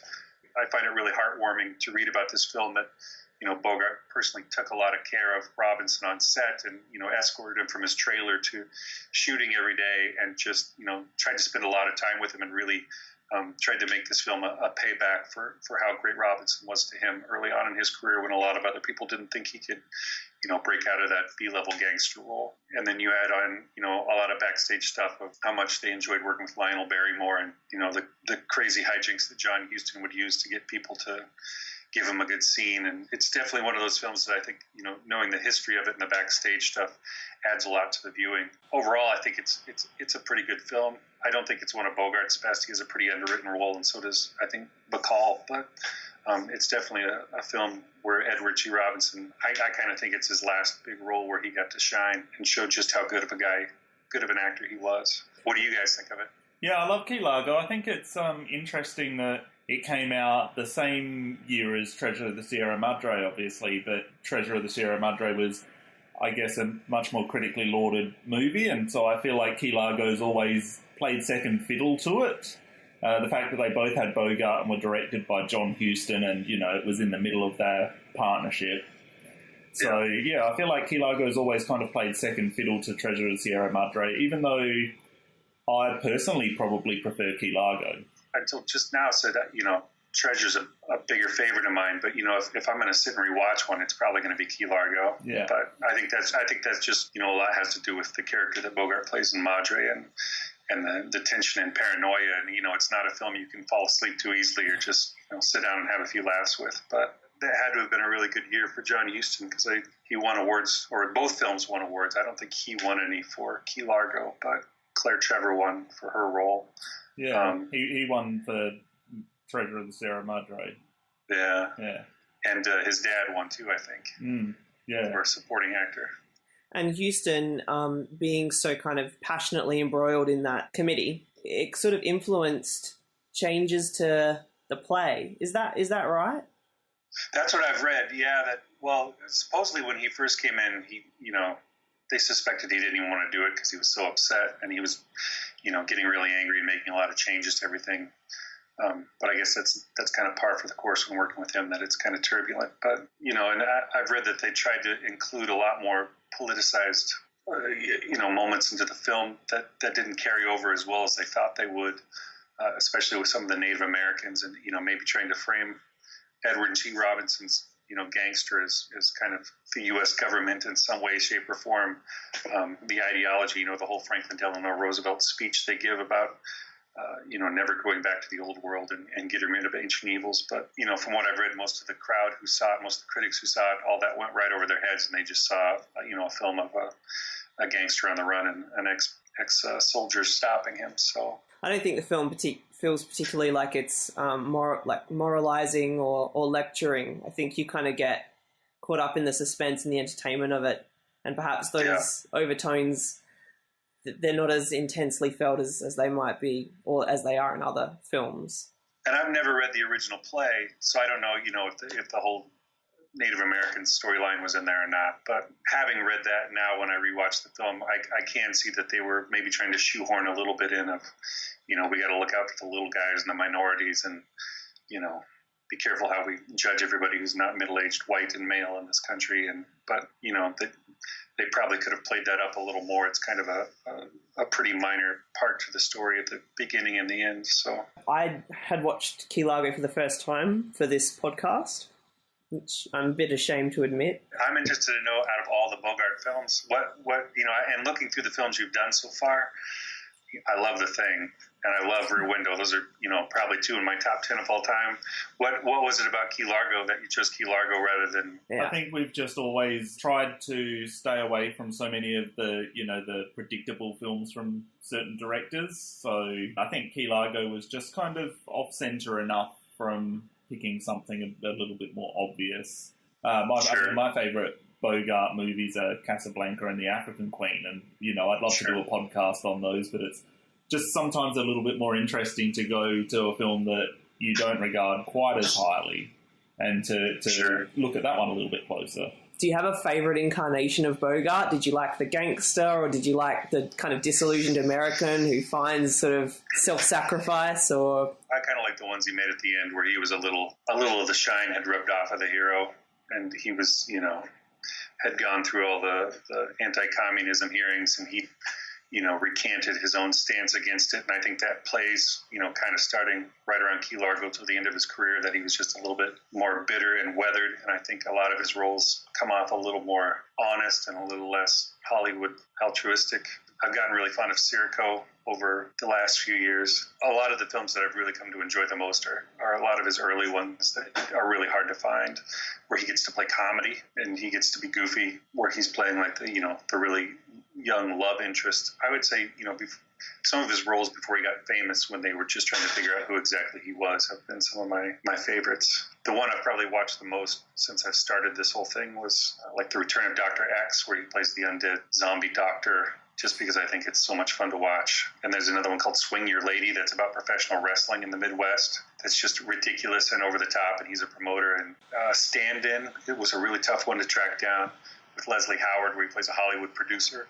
Some of those where you get a lot less menace, a lot less, where you just see him acting in a fairly typical role. I think you get probably a truer sense of who he was as a person, just in general, because I'm guessing he didn't walk around most of the time, with a pistol and a fedora and talking tough. Even though, a lot of the TV shows and radio shows that I've reviewed for this site, he loved playing that up. He loved, putting that role back on for the crowds. But he seemed pretty quiet and shy, and had a great sense of humor personally in his private life. And I think that comes through in a lot of those earlier films before he kind of blew up. But so I'd say if I sit down to watch something fun, it'll be something from the very beginning or the very end of his career, because I think those two sides really show, the difference between, kind of the optimistic, hungry young actor and the bitter, weathered, paranoid, full of anger guy at the end. So, do you think that Bacall was his greatest female screen co-star? She's pretty good. Usually when I watch classic film, even if I could appreciate how beautiful the actress is on screen, it only takes a quick Google search to see what they look like, either now or before they passed away, to go, it's kind of hard to get that image out of your mind. The first time I watched To Have and Have Not, I'm so in love with Lauren Bacall in that film that it's crazy. I'm trying to think of who else. Some of his early films with Bette Davis, I got a pretty big crush on Bette Davis too. She was pretty fantastic. There's one, Kit Galahad, 3 on a Match, she was pretty amazing in. The Bad Sister, she was a lot of fun. She was very young. So if I had to pick a number 2 to Bacall, it'd probably be Bette Davis. They're both really strong, and I think they probably needed to be, not to be kind of totally eclipsed by Bogart, because he's such a presence. I'm about halfway through Lauren Bacall's book, and I'm finding a lot of interesting similarities between the two of them, Davis and Bacall, and how young they started, how bold and confident they would be able to project themselves on screen despite how insecure they felt in real life. They both just had kind of similar acting styles early on, and were kind of used in similar ways by the studios, and just had a chance to break out earlier than I think a lot of actresses do, and had longer careers than I think a lot of actresses at that time did. So, do you have any help with the website, or do you pretty much do it yourself? Unless I'm getting like my brother to record something off TCM for me. It's just me right now. So does that mean you've recently read Katharine Hepburn's book? I did. I read The African Queen. Yep. Yeah. The Making of the African Queen, which was great. Really fun. That's definitely one of my favorite all-time Bogart. It's probably in the top 3 that I've watched over and over and over again. But if you want some insight into just how John Huston works, and a ton of insight into the hazards behind making that film. Like, I had no idea till I read that the leeches in that film were real. Mm-hmm. They used real leeches in The African Queen. And I was like, they didn't look real enough on screen for me to care. Yeah. But now when I rewatched it, I went, they went quite a ways to make that film. So yeah, they would never get away with that today. No, it's pretty amazing how close they all came to permanent illness or dying at different points to get that film made. So going back to Key Largo briefly, having watched it, one of the things that struck me was how menacing Edward G. Robinson is in it. One of the most memorable repeated behaviors in that film for me is how he whispers something we don't hear into Bacall's ear. Yeah. That creeped me out. I think this was in the Sperber-Lax Bogart bio. Said that they actually had some lines in the script that the censor said, this you can't say this is indecent. And so they spent time just trying to figure out, well, what can he say to her that would make her that upset? And I think it was Robinson that finally came up with, can I just whisper something in her ear? And they said, well, let's try it. And it worked fantastic because I have no idea what he whispered in her ear. But your imagination posits all kinds of horrific things. It lets your imagination run wild. And because Edward G. Robinson is just so convincing as this sadist, at that point, it's absolutely horrifying that you don't hear what he says. There's a lot of films I watch, especially modern day films, where the protagonist will be caught in a situation like in this film. And in my head, I just always go, well, this is where I'd grab the gun, or this is where I'd run for the door, or this is where I'd, try to do something to change the situation. And this is definitely a film where I watch it and you just almost feel hopeless the whole time for the good guys, the heroes in the film, because they really do seem trapped. And even though, it's all on a Hollywood soundstage, I really appreciated the special effects they did with the hurricane and all that. It's hard to even think about my first viewing, but I can imagine that somebody seeing it for the first time might not know exactly who's going to come out on top, who's going to end up, living through the end, especially if you were a Bogart and Robinson fan through their careers and knew how that relationship usually turned out. And I guess the original play, Bogart's character dies as well, so they altered for this film. He does a great job of playing so many things so subtly. One of my favorite scenes of his is that scene where he is not even talking, where he's just in the bathtub. And it's got to be one of the most unflattering shots of his entire career. And just the lengths he went to in this film to just, he did not care whether he saved any personal face. He let John Huston do whatever John Huston wanted to do to make him look like just a wretched human being. But yeah, that's definitely one of the highlights of the film. And to know that they struggled with exactly what to say. It's let the viewer's imagination do all the work for you. But it would be fun to know. Maybe Bacall talks about it at the end of her book. I don't know what he actually said or if he said anything. But was it disorienting for you to see Bacall in a virtuous kind of very good girl role after being so familiar with the femme fatale sort of thing she'd been doing in the other films? Or did you make that adjustment smoothly? I always think it's easier to accept her in a role like this. I love to have and have not, but she was so young at this point that when I watched this out of all their films together is the one that reminds me just how young she was, because I think they really went out of their way to make her look late teens, maybe even early 20s. She just has a really young, innocent look to her when her hair's pulled back and she's not wearing a ton of makeup and not wearing super fancy clothes. That's a good, I should go back through her filmography and just see how many times she played this type of role compared to, the more knowing, worldly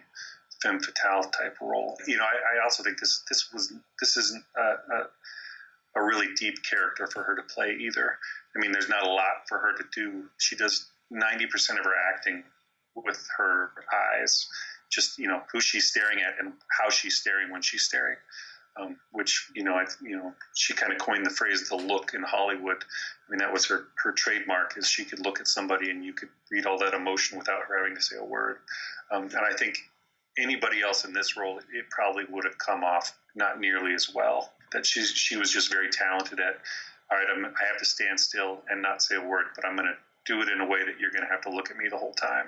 And you do. Yeah, there's a couple scenes there that I find really interesting when they're all together in a room. This film, the more I watch it, the more I realize John Huston uses staring in multiple scenes in a way that is, I would say, abnormal, that when I rewatch it, it almost works to build tension. Like whoever's about to pop, whoever's about to, do something, everybody in the room is intently staring at them and following them with their eyes the entire time. He used a lot of really neat mirror shots too, which I haven't fully come to grips with what he was doing there. But even when, like, Edward G. Robinson's straightening his tie in the mirror or whatever, you just see everybody in the background just staring intently at him. But there's a few times where people are staring at him or Bogart, and the one person in the room who's not will be Bacall, who's looking at Lionel Barrymore, or, everybody's looking at Robinson, but she'll be looking at Bogart, and there's a lot of times where she's, Bogart's just walking through a hallway or on the dock, and she's just staring at him with kind of this doe-eyed wonder. I think it's a role that easily could have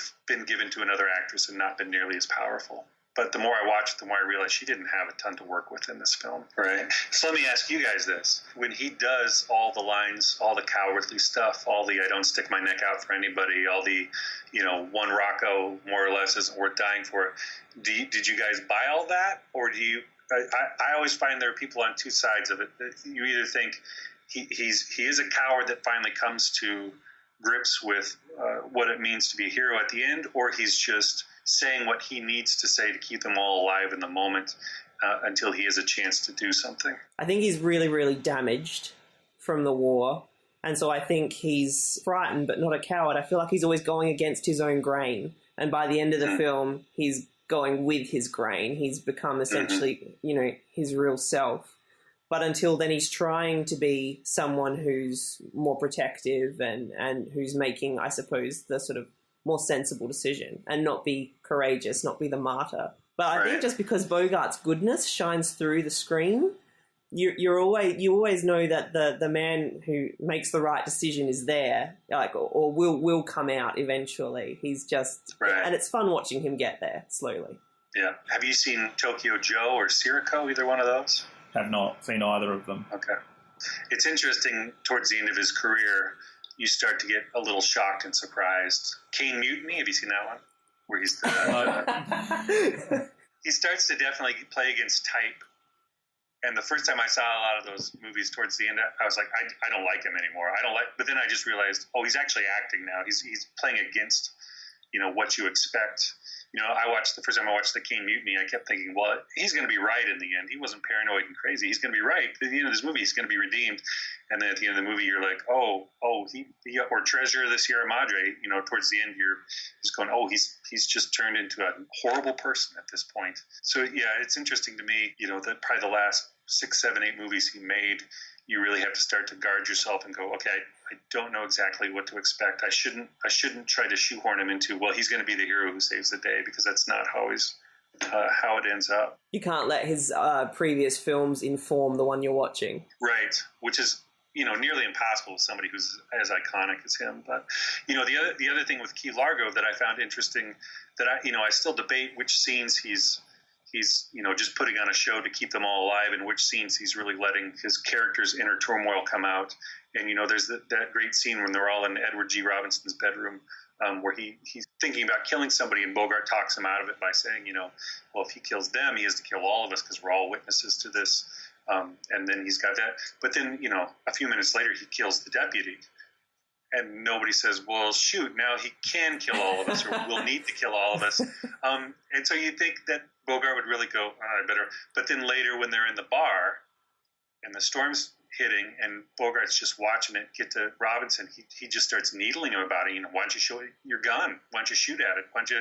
And Robinson pulls his gun out and starts clicking it, and it's luckily the one that doesn't have any bullets in it. Just when I think, he knows what he's doing, he's in control, he's this experienced major from the war, he knows how to handle bad guys, and then you get to that moment, you go, I think he himself is losing it a little bit, and I don't exactly know which moments are genuine and which ones aren't, and there's several moments where Bacall's kind of giving me a hard time about not standing up for himself or being a coward, and he's trying to give her the answers he needs while somebody's walking past. You don't know who it is, you just see the shadow, and he's almost more concerned about who's walking next to him than the answers he's giving. And, and then the next minute you think, man, if you say one more word, you're going to get shot. You should really just shut up at this moment. And when he gives the drink to Gay, that could have been it right there. Robinson's already proven that he's got a hair trigger. So I found it interesting. Robinson has that moment where he kind of gives you Gay's backstory before you know it's Gay.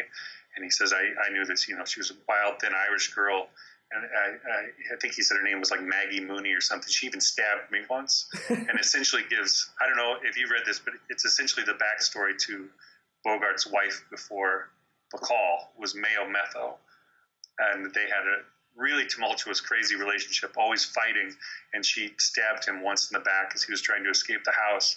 So a lot of people think it's an in-joke with Huston and Bogart that he named this character Maggie Mooney, to represent Mayo Metho, and they actually fought to the point. And Mayo Metho was also a pretty heavy drinker who kind of ruined her own career and had a lot of paranoia and jealousy towards the end, and tried to kill Bogart a few times in their marital spats. So I thought that was an interesting little backstory that when you hear it and you know the story, you go, that probably, I would imagine, hurt Mayo a little bit at that point. But yeah.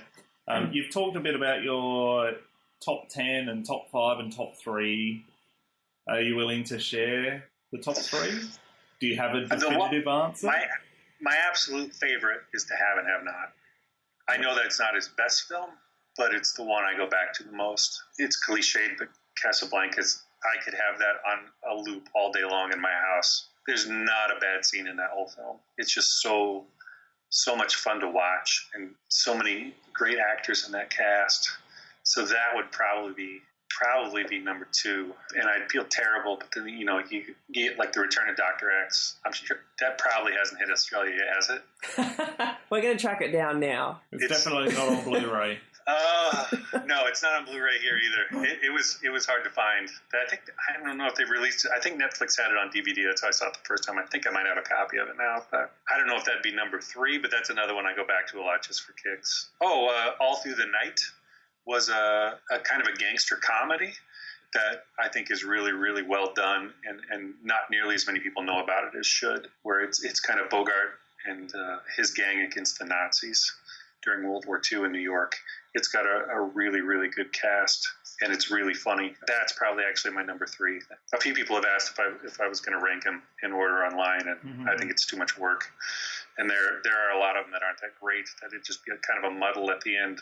I'm a pretty firm believer, though, that no matter how bad a film is, we're just lucky to have it. Whether it's Bogart, Bette Davis, Cary Grant, Jimmy Stewart, any of those, they're not making any more movies, so maybe some rare treasure will show up out of a vault that hasn't been released in a while, but otherwise, just enjoy what you've got. So. Funny, I don't feel that way about bad movies today. Right. The ones that come out now. I should be grateful. Right. I don't want to offend anybody, but if Batman versus Superman hadn't happened, I'm never going to go, well, Ben Affleck's gone.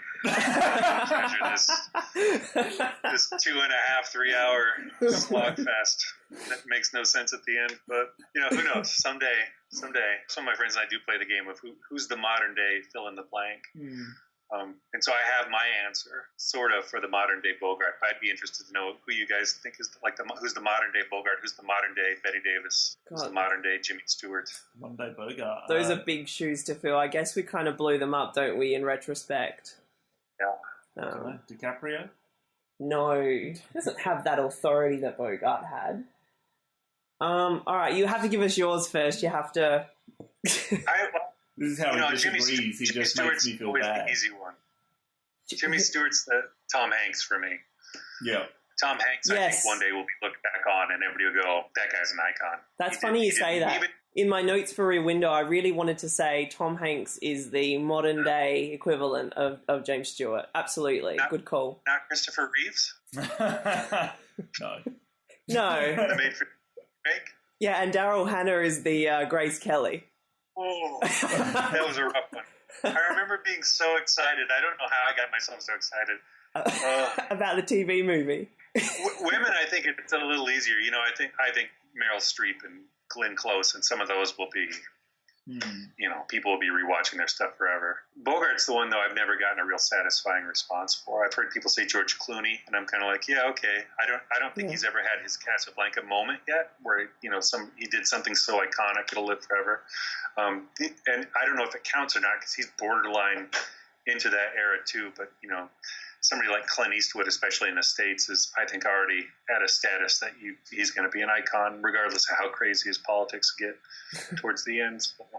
I think George Clooney's closer to Cary Grant for me. Oh, yeah. That's probably true.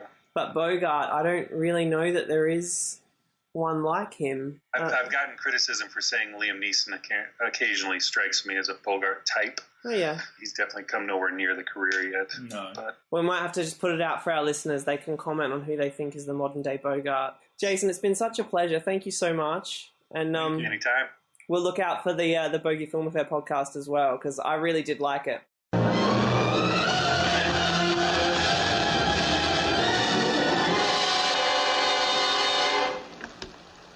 Wildcat. Smell blood, huh? Got your appetite up, huh? In a way, it is Robinson's film. From the minute that you see him in that bathtub with the cigar dangling out of his mouth, which has become one of the most iconic images of that actor. I mean, I wouldn't say that he kind of chews up the scenery, but he's certainly the loudest, biggest presence in the film. While being the shortest man. Why do you think... I mean, Cameron, you said you weren't particularly impressed with him. But... No, not particularly impressed. It's an interesting performance because he does captivate your attention consistently throughout the entire film, but his character is so kind of weak. Like, in terms of, like, just his moral... I mean, obviously he's a gangster or whatever, but, like, it just... I don't know, like, just... I find it funny that he's such a pussy in terms of the hurricane. In a weird way, he kind of represents the American dream, but he just went about it in the way, like, without the bounds of the law. Like, he created his own empire, he made lots of money, he was living a high life. Like, that's what a lot of people want to do, but, I mean... He just did it without the benefit of laws. Yeah, he's like a self-made man, which is what America says is possible in America.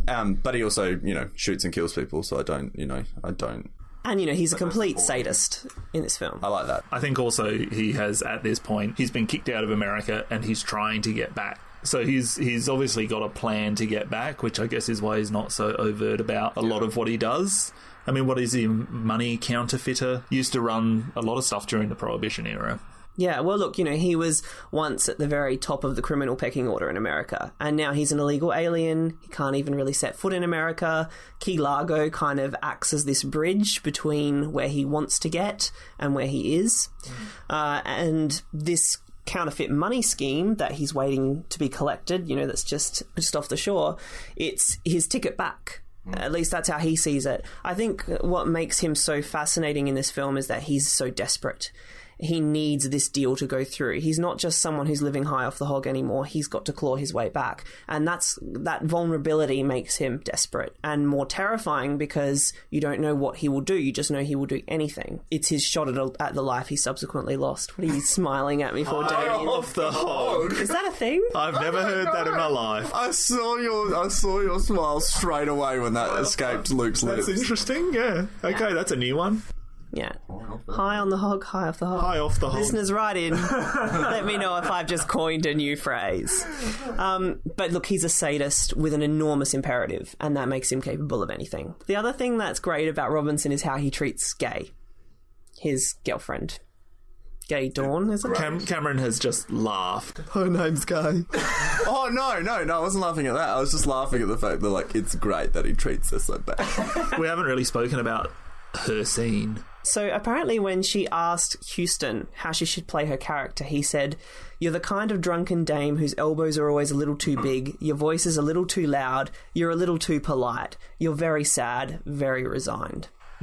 But she plays it well. She does, and the day that she did her singing, apparently she had told she'd get rehearsals, and then he just sprung it on her. So that's why you get this raw, unpracticed version of the song. It's really, really powerful and amazing, and I love that the first time we see Bogart take a real risk is when he gives her drink. Yeah. She was based on the real-life Mulgay Orlova, who was the girlfriend of a mobster named Lucky Luciano, who, along with Al Capone, are the inspirations for Johnny Rocco's character. And she, at the time of filming, Gay all over was believed to have been executed by a German firing squad. It was later discovered, though, that she survived, and she was known to be living in Paris as late as 1954, trying to join Luciano in Italy. I think it's such a telltale sign of a 40s film when you're rewarded with a drink.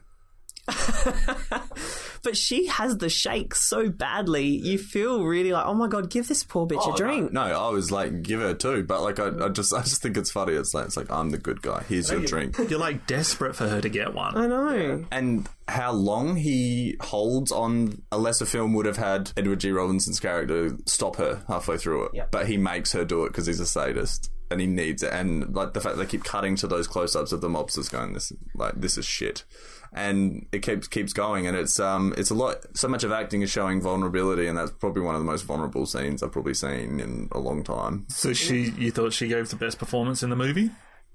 I think she gave the most entertaining performance. I was laughing hysterically when she's like screaming at her. I believe it's a horse that she's listening to on the radio. That's so great. Like, which is like, she goes so loud and so just like banging on the table and stuff. But I found it hilarious. It's great that one of the first things that she says is, "Can I pick him or can I pick him?" And then we find out that she spent her whole life having picked Johnny Rocco, and that she's wasted her life. So no, you absolutely can't pick them. So, like I've said before, I think Johnny Rocco is the enemy. He's any and every threat to America that's been holding down the country and the people. So the Great Depression, then the threats from the Germans and the Japanese during the Second World War. And at this point in John Huston's career, he's even the threat of communism, or so-called threat of communism, that would kind of blanket America in the coming years. And that's something that Bogart and Bacall and Huston kind of fought to allow the right for freedom of speech and the protection of the First Amendment. And they were doing that in 1947, so the year before Key Largo came out. And they were, I guess, active opponents of the House Un-American Activities Commission. Yeah, they even formed their own counter-organisation, Defence of the First Amendment. Yeah, exactly, to kind of fight. And they said, well, I don't give a damn if anybody is a member of the Communist Party, but I want everybody to have a right to their own beliefs. Yep. And that's essentially what they were. He said he's got no time for communists, he's got no time for that kind of belief system, but they have the right to believe it. Yeah. I guess, as is stated during the film, the war was not fought just so that they could all come back to America and still have an America run by the Johnny Roccos of the world. But as Bogart does say, one Johnny Rocco more or less isn't worth dying for. It's the character that's not important, but what he signifies is important.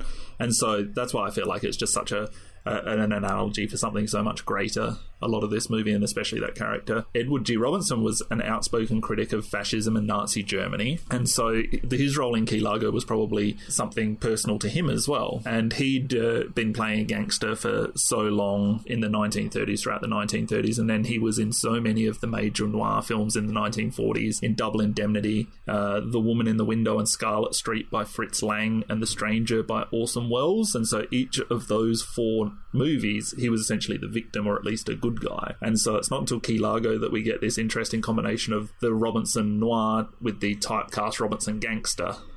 And so I find that really interesting. I mean, he went back to being the bad guy and he was a gangster again, and I think that's what makes this role so solid. I think it's one of the most iconic villainous performances. He's devilish, intelligent, articulate and terrifying. In 2003, he was nominated by the AFI for their 100 Years, 100 Heroes and Villains list, but did not make the final cut as one of the 50 villains. And I also find it impossible to believe that he wasn't nominated for Best Supporting Actor, and he was never nominated for an Oscar, and he won one posthumously in 1973, an honorary award.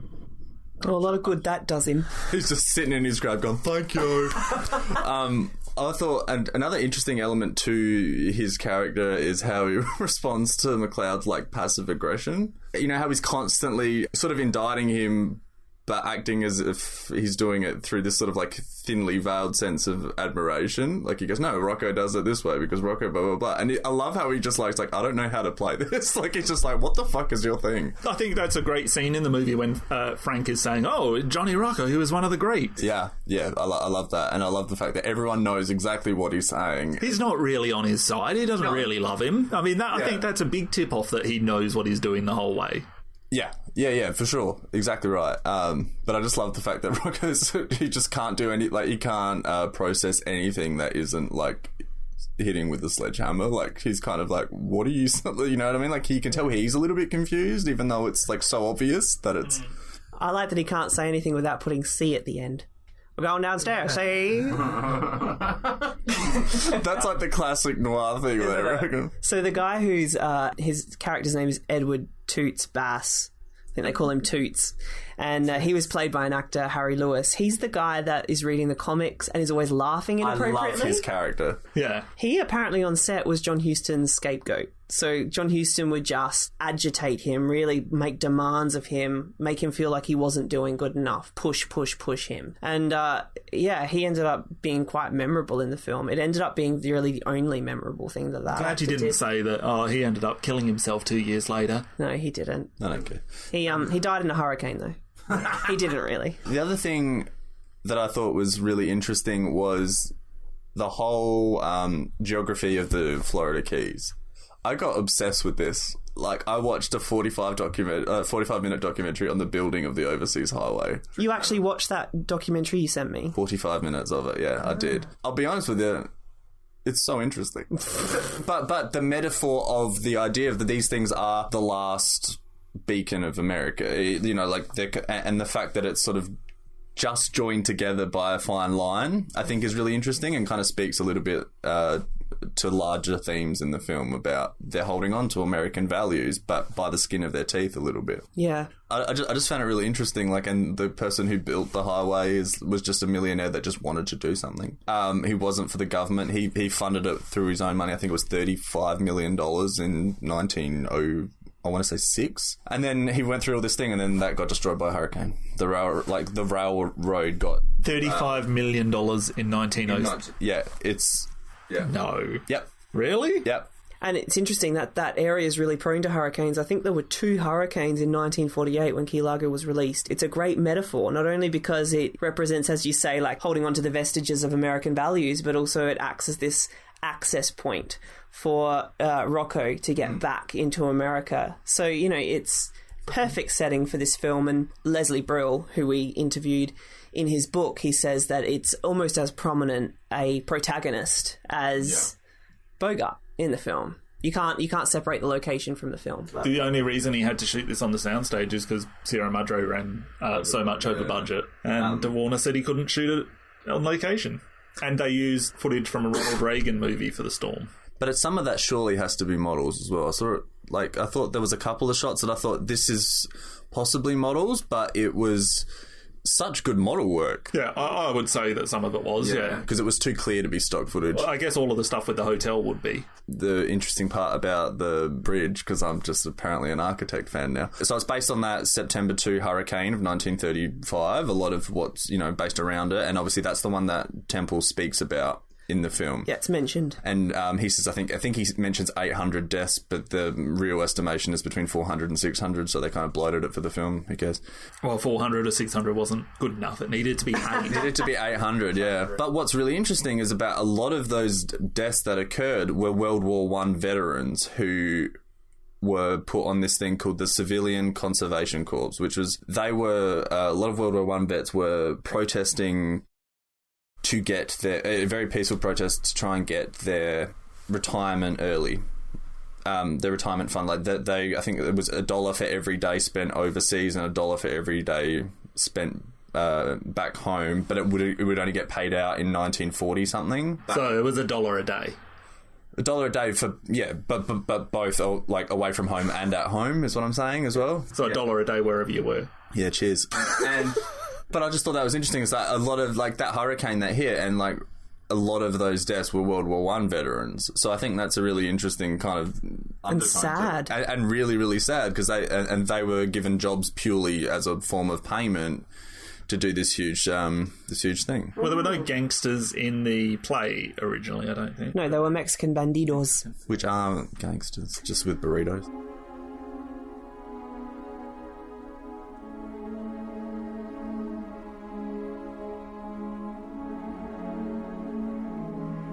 John Huston had a very successful year in 1948. His film was nominated for Best Picture and won for Best Screenplay, Best Supporting Actor, and Huston himself won for Best Director.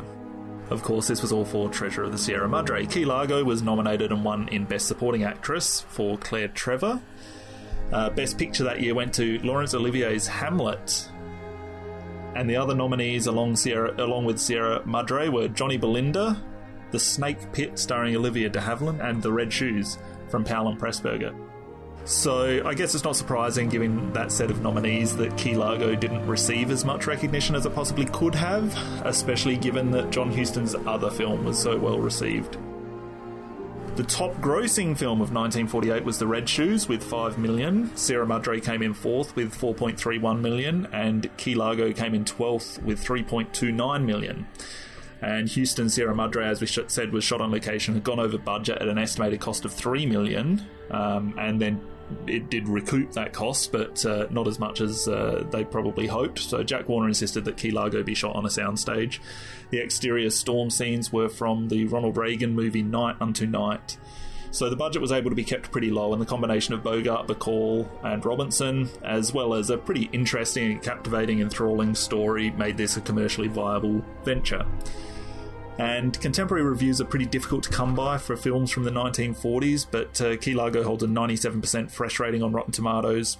And Harrison's Reports published a review of the film at the time of its release, calling it a top-notch gangster melodrama and praising Claire Trevor's work. They said she walks away with the acting honours in what is undoubtedly the best work of her career. They went on to praise the film's photography and score, saying that the mounting tension created by the menacing gangsters is heightened by the terrifying sweep and fury of a Florida hurricane, which has been caught by the camera in expert fashion. Variety magazine published a review at the time of the film's release, saying that the Key West locale is an aid in stressing tension that carries through the plot. The atmosphere of the deadly, still heat of the Keys, the threat of the hurricane, and a menace of merciless gangsters make the suspense seem real, and Huston's direction stresses the mood of anticipation. So what would we all rate it? We're going to do the quiz first. Okay, we'll do the quiz first, guys. Guys, hold on to your hats. Cameron's gonna fuck this up. Damien, you mentioned that the shots of the hurricane in the film were taken from a Warner Brothers melodrama, Night Unto Night. Who was the star of that film? Ronald Reagan. One for Damien. No fucking way. He said it in his thing. Well, you know. Well, look, I'd done my research. Okay, Cameron. Yeah, Ronald Reagan. Frank and George served in the World War II Battle of San Pietro in Italy. What was the significance of the battle for John Huston? I'm guessing, but I would say that he was there as a photographer during the war, like as a film. Like I know he was in it as a cameraman or whatever. So I don't know the specifics, but that's my guess. Damien? That would have been my guess too. No, the Battle of San Pietro was one of the 3 documentary films made by John Huston for the US Army. That's what Cameron said. He just said he was a photographer there. No, like filmmaker. That's what you said, isn't it? Oh, I just meant cameraman in general, I guess. Okay. I think 1-1, yay! Damien, what festival in Key Largo begins on October 18th of this year? The Humphrey Bogart Film Festival. Oh my goodness, you're all doing so well. And feature... Don't try and... This is where he tries to act really clever. But if you're in Key Largo, I guess people go and see the Humphrey Bogart Film Festival. Or don't. They never got back to me for an interview. So, yeah, we're not bitter.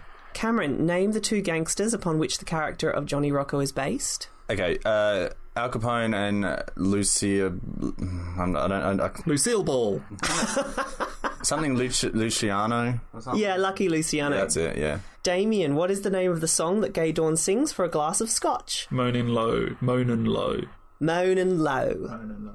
And Cameron, last question. So far, Cameron, you're on 2 with 1 question left, and Damien's on 3. The Seminoles, which were a group of the Keys native population, they feature prominently in the film.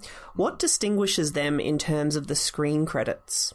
As in, can you... Celluloid Junkie.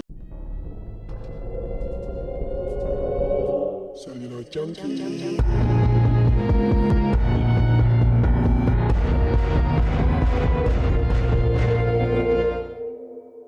Hello and welcome to episode 10 of Celluloid Junkies. I'm Luke Kane and I am holed up with my co-host Damien Heath. Hello. And Cameron Crothers. Hey. This month we are wading out the storm with Bogart, Bacall and Robinson as we look back at John Huston's 1948 home invasion thriller Key Largo. Key Largo, a lonely island off the coast of Florida. Sultry, heat-ridden, cloaked in the strange menace of the sea. But stranger still is the destiny that brings these people to this remote outpost, to be held at bay with a price on their lives, by a man with a price on his head. Nothing to stop me from wiping you all out. What good'll that do, boss? Forget it. Her kind's a dime a dozen. I say smack her and let it go at that. Smacking her isn't enough for such an insult. He'd have to kill her. Then he'd have to kill the rest of us because we witnessed it. But to kill us all or nothing. We rid ourselves of your kind once and for all. You ain't coming back. Who's gonna stop me all there? Filth. You filth. I won't let you go without me. You've got to take me. You've got to. Get away from me.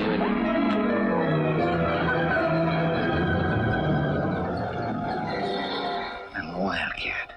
Smell blood, huh? Got your appetite up. You can make your hopes come true. But you gotta die for it. See where I'm aiming? Right at your belly. We have a great show lined up for you this month. We're going to, as always, take a historical and analytical look at the film's production history and release. We're also going to be airing our interviews with Professor Leslie Brill of the English and Film Studies Department at Wayne State University. He's also the author of John Huston's Filmmaking, and our interview with Jason Taylor, who runs the Bogie film blog website.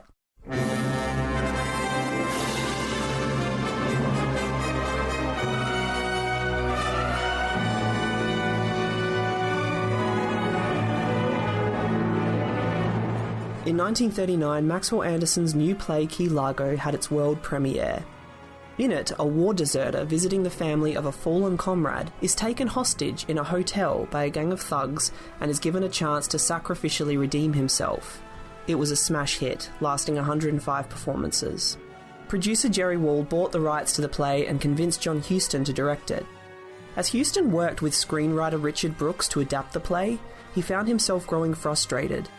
As a vocal objector to the witch hunt spearheaded by the House of Un-American Activities Committee, which was in full swing at the time, Huston felt that the play was a piece of propaganda written by a war sentimentalist, and he ran the material through a major overhaul. The character of Frank was no longer a deserter of the Loyalist Army, returning from the Spanish Civil War, but a decorated World War II veteran. The gangsters were changed from Mexican bandidos to American mobsters, and Anderson's message-heavy denouement was discarded in favour of a more optimistic, Hollywood-style ending. Wald fought with Huston so vociferously that Huston inevitably had Wald banned from the set. This was the fourth collaboration between Huston and Bogart, the fifth between Bogart and Robinson, and the fourth collaboration between Bogart and his then-wife Bacall, who were 3 years into their marriage. Production kicked off in the Warner Studios lot in Los Angeles and lasted 78 days, with very little of the film being shot in Key Largo, and Bacall fondly recalls it being a very happy set. Released on the 16th of June 1948, the film was a hit with critics and a modest box office success. Claire Trevor won the Oscar for her performance as Gay Dawn, and the American Film Institute nominated the film for its top 10 gangster films list. What resonates about the film for a modern audience is that, although it is shot like a film noir, Key Largo doesn't contain any of the standard noir tropes. In the place of a hard-boiled private investigator is a disillusioned war veteran, whose trajectory is the inverse of the standard noir protagonist. In place of a femme fatale is a washed-up alcoholic former lounge singer.